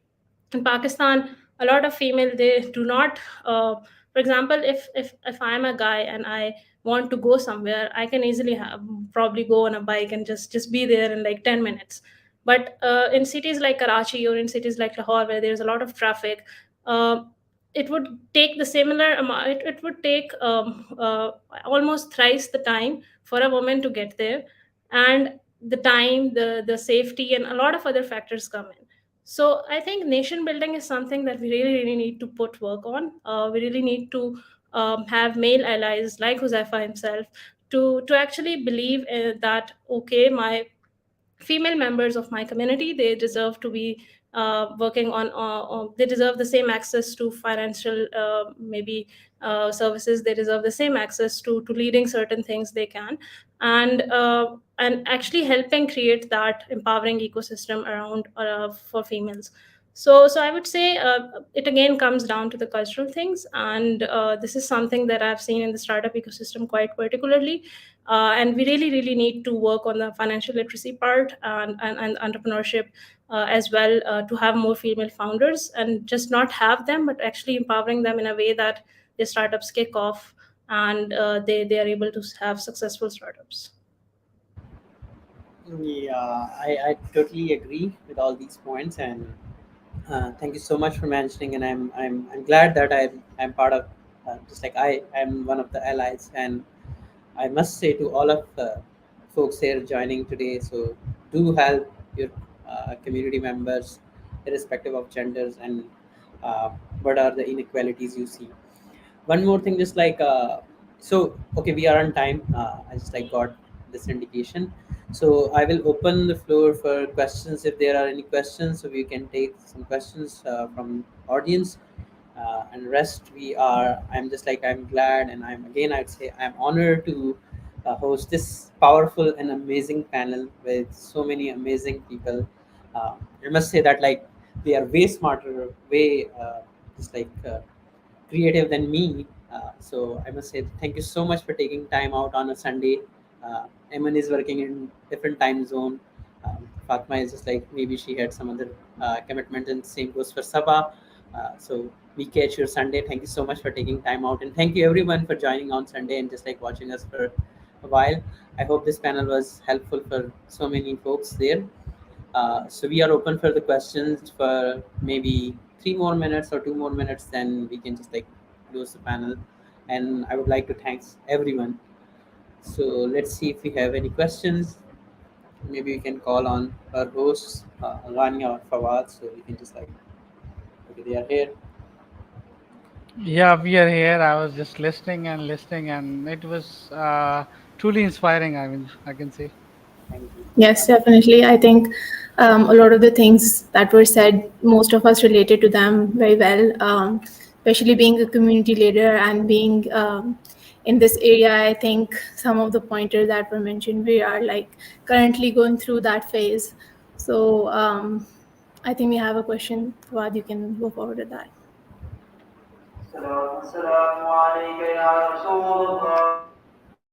So there is a question from Aska. Aska is asking like, there's this tendency to overwork yourself when you are in a male-dominant workspace to prove yourself. How do you work around that? Super powerful question. So who can go first? Maybe Iman, you can talk about it, and then just like maybe one liner from. Mm, male dominated workspace to prove yourself. I guess, to be honest, I don't know if I'm the right person to answer that or not, because मैं जहाँ भी काम करती हूँ तो I don't consider myself as a female. To be honest, I don't yeah, differentiate नहीं करती कि मैं लड़का मैं लड़की, मैं अपना काम करती हूँ. और जहाँ मुझे लगता है कि there is some sort of a discrimination, तो I just somehow open my mouth, and the people who know me, they know कि जब मैं अपना मुंह खोलती हूँ तो मैं चुप नहीं करती, और अगले की फिर हो जाती है. So I mean, don't take this my advice, but I guess the most common and a very normal thing to do is that just do your work with all the dedication and all the yeah, all your efforts. लगाओ अपनी वहाँ. And you don't need to prove yourself, to be honest, because आप जब आप अच्छा काम करोगे और सब चीज़ें करोगे तो your work speaks for yourself, in short. So that's number one. And of course, unfortunately, we live in a country, we live in a society, in a culture where, yes, there are places where you feel like there would be a male dominance, and your work might not be promoted that easily. But in that case, I guess Google की एक बड़ी जबरदस्ती workshop है by the name of I'm Remarkable, which also says that like your accomplishment do not speak for yourself. जब तक आप खुद नहीं बोलोगे तो लोगों को पता नहीं चलेगा. तो I guess wherever you feel like that you are somehow not represented properly, just take that initiative and take that time to actually speak for yourself. And last but not the least, just remove this idea from your mind that you need to prove yourself, because you don't have to. You don't need to prove it to the world, to your parents, or to your friends that you have done something. But rather, once you start doing something good and you feel confident about your work, it will eventually, just the work will speak for yourself. But at the same time, do take this chance to also tell the world, wherever you are in a community building exercises or in an event, that you have done something remarkably beautiful. So yeah. Thank you so much. So I just like I must say, I have worked with Iman in community ecosystem, and I know her work ethic. So I'm personally inspired by it. So this is something that like again I second the points. So, like you don't need to prove yourself. Your work will speak all out. Okay. So maybe this question is related to Sabah. Can I go startup for before graduation, or should I start my entrepreneurship journey after having a degree? In entrepreneurship, thank you for the question, Amama. I think in entrepreneurship, there is no limit of age, time, or locality. You can start anywhere, anytime you feel like. What matters is how much you really believe in the problem that you're solving, and how I think the right timing also matters. For example, when I started a virtual reality startup back in 2017, we were a bit earlier because people were not aware, market was not opened up, or edtech was slowly getting towards STEM. So developed market was doing a bit of research and a bit of commercial projects on that, but especially in a country like Pakistan and other frontier markets, it was not the case.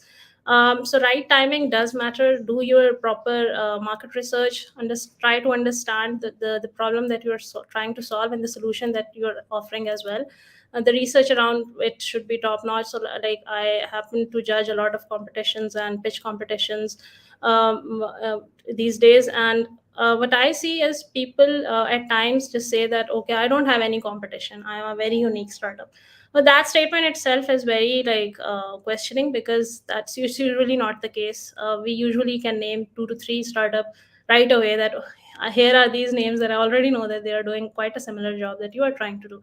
So doing a research, it is said in startup ecosystem that uh, know your competitor even closer than the market, because once you know that, okay, who are some of the competitors who are working on these on the similar problem, you will try to understand the solution they are offering, and then you need to have that unique selling point in your startup, so people can actually prefer your solution as a solution to their problems. So these are some of the things while building your financial maybe journey on the startup. So if you want to do a startup, maybe just go for a business canvas model as a template to get started with. And there is no time, age, and locality limits to start your entrepreneurship journey. Start it right away if you want. Thank you so much, Sabah, for sharing all these amazing insights. And I guess one question for me about GDSE. So I'm just like pasting the link. Applications are open. You can apply simply. And yeah, definitely you will hear from some of our programs lead. So I think we are on time. Thank you so much for so many amazing questions and all the panelists sharing their insights. I feel so honored to host such amazing people. So I will pass the mic over to Hania. Rest is up to you. I'm done. So thank you so much. Thank you, everyone. Thank you so much. Thank you, all of you, for joining. We learned a lot from all of you individually as well. So I think Fawad has shared the LinkedIn links. So you guys should follow all of our panelists on LinkedIn and connect with them. If you have any more questions, you can ask them on their LinkedIn. You can reach out to them directly. So moving forward, now we have another very exciting thing coming forward. I think, Fawad, you can take over the next slide. This is what everybody has been waiting for. Okay, so I think we did a giveaway, if you remember. Back in the back, I think एक हफ्ता पहले हमने post लगाई थी कि जिसने ज़्यादा लोगों को टैग किया और जिसने ज़्यादा लोगों को रजिस्टर करवाया and they were in the event and they want to attend the event, so हमने रैंडम स्पिन किया and we have 3 winners. One of them is from the session, जो कि थ्रू आउट एक्टिव रहे हैं काफ़ी ज़्यादा, and 2 of them are from the social media. So I'm just gonna move on and see. First one, we have Umama Iftikhar Siddiqui. Congratulations. You are the first winner for the giveaway. Secondly, we have Rabia Sheikh. Congratulations again for being the swags winner. And the last one who has been active throughout is Azka Ahmed. Congratulations to all of you, I would say. And Congratulations to everyone. It was lovely to have you all in our event today, and it was great to see how interactive everyone was. I hope you guys enjoyed the sessions. We sure definitely did. I think there were some great speakers and some very inspiring stories. So, lastly, just to conclude the event, if we could have Josefa again on the screen just to have a small ending note. Yeah, thank you so much, Hanya. So I personally want to say thank you to everyone who joined in today. I saw amazing folks from our different program, GDSE, GDG, WTM, all together. This is really amazing. This is what we need to do. This is what we want. And on a Sunday, you people are sitting for just like straight more than 2 hours in front of your screens, just listening to us. This is really really lot of dedication. And I must say, one benchmark that we have achieved in terms of IWD this year was just like, so IWD is hosted across 5 cities and 7 events across Pakistan, which has been highlighted not only in regional teams but globally as well. So we see amazing story that has been just like founded back then in 2019 or 2018 that we started WTM program, and now it has been grown such a massive level that we don't need to just like Eamon mentioned that your work will be highlighted itself. So, just an example, Kathleen from WTM, Global Program Manager, she joined today virtually. She sent a message. Why she sent to Pakistan community? Just because of that, her work has been highlighted. The amazing work everyone is putting, the organizers, Fawad, Ghania, Ahmed, and their team. Such an amazing job. Such a, I would say, incredible job with these guys. And towards the end मैं ये कहना चाहूँगा in simple words just like maybe I can be bilingual ताकि आप लोग के साथ connection ज़्यादा हो सके is that it's all about that I have learned from one of my bosses. Back then I was GDG organizer, so we were in the summit. It says just like uh, 80% of the job is show up. So you are done with 80% of your job. You came up, you showed up on the event, you stayed here for straight 2 hours or बीच में आप चले गए आ गए, that's fine, it's completely fine. You were here for the session you like the most, so I truly appreciate, and that's really great to see such amazing people. So you done 80% of your job, rest 20% is still left. So a lot of our organizers is like sharing. I was seeing the moderator was sending sharing the LinkedIn links to all of our speakers. So the 20% is all about follow up. So let's see how you people follow up with our community, our speakers, the organizers. It's really important. आपने जो कुछ सीखा है, sometime you need help. I personally would say don't hesitate to ask for the help from someone. But there is certain ways that I mention in my all of events and wherever I go and wherever I speak. So this thing is that like this is the fact from that when I was transitioning from my job towards my previous job, which is touring, I was community manager. This is something like very new for me to appear in a global interview. So I used to go straight away to Hafsa, साथ में उनको call करके उनके बस उनको text करके I used to just like I want to talk, मुझसे बात करें. So they guide me, they help me. A lot of amazing people, Iman, Mohammed. So it's all about आप follow up लेते हैं, आप किस तरीके से follow up लेते हैं. Just go, just talk to people. Maybe this one last second आप maybe I don't know how many of you are student, how many of you are professional, but at times you realize that like you are in a messy position that आप decide नहीं कर पा रहे, आप give up करने वाले होते. Just I personally would say just take one last chance and just hold for a while. Things do turn around. And with that, I would like to thanks all the organizers. Such an amazing show. Thank you so much. This is incredible. This is remarkable. And thanks to Hania, Fawad, Ahmad, and their team. They put in a lot of efforts from months, and I truly admire their work. And I'm always there to support all of you, all of the communities, GDSC, WTM, GDG, and GDs. So thank you so much. Thank you everyone for joining in today. With that, I would hand over the mic to Fawad and Rania, the people who really made this possible. Thank you everyone. Good luck. Thank you, Josefa. Thank you Yeah, so much thank for you, your kind Zafar. words.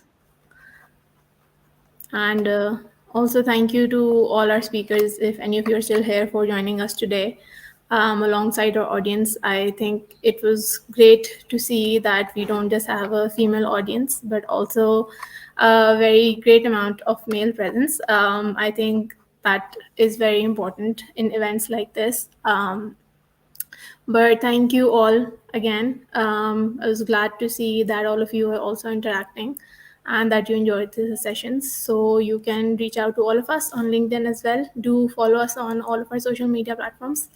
And we hope you attend more of our events in the future. Yeah, thank you so much once again, and make sure to subscribe as well. So, yeah, we have some more cool events coming up for you guys. Stay tuned and stay connected. Thank you so much once again.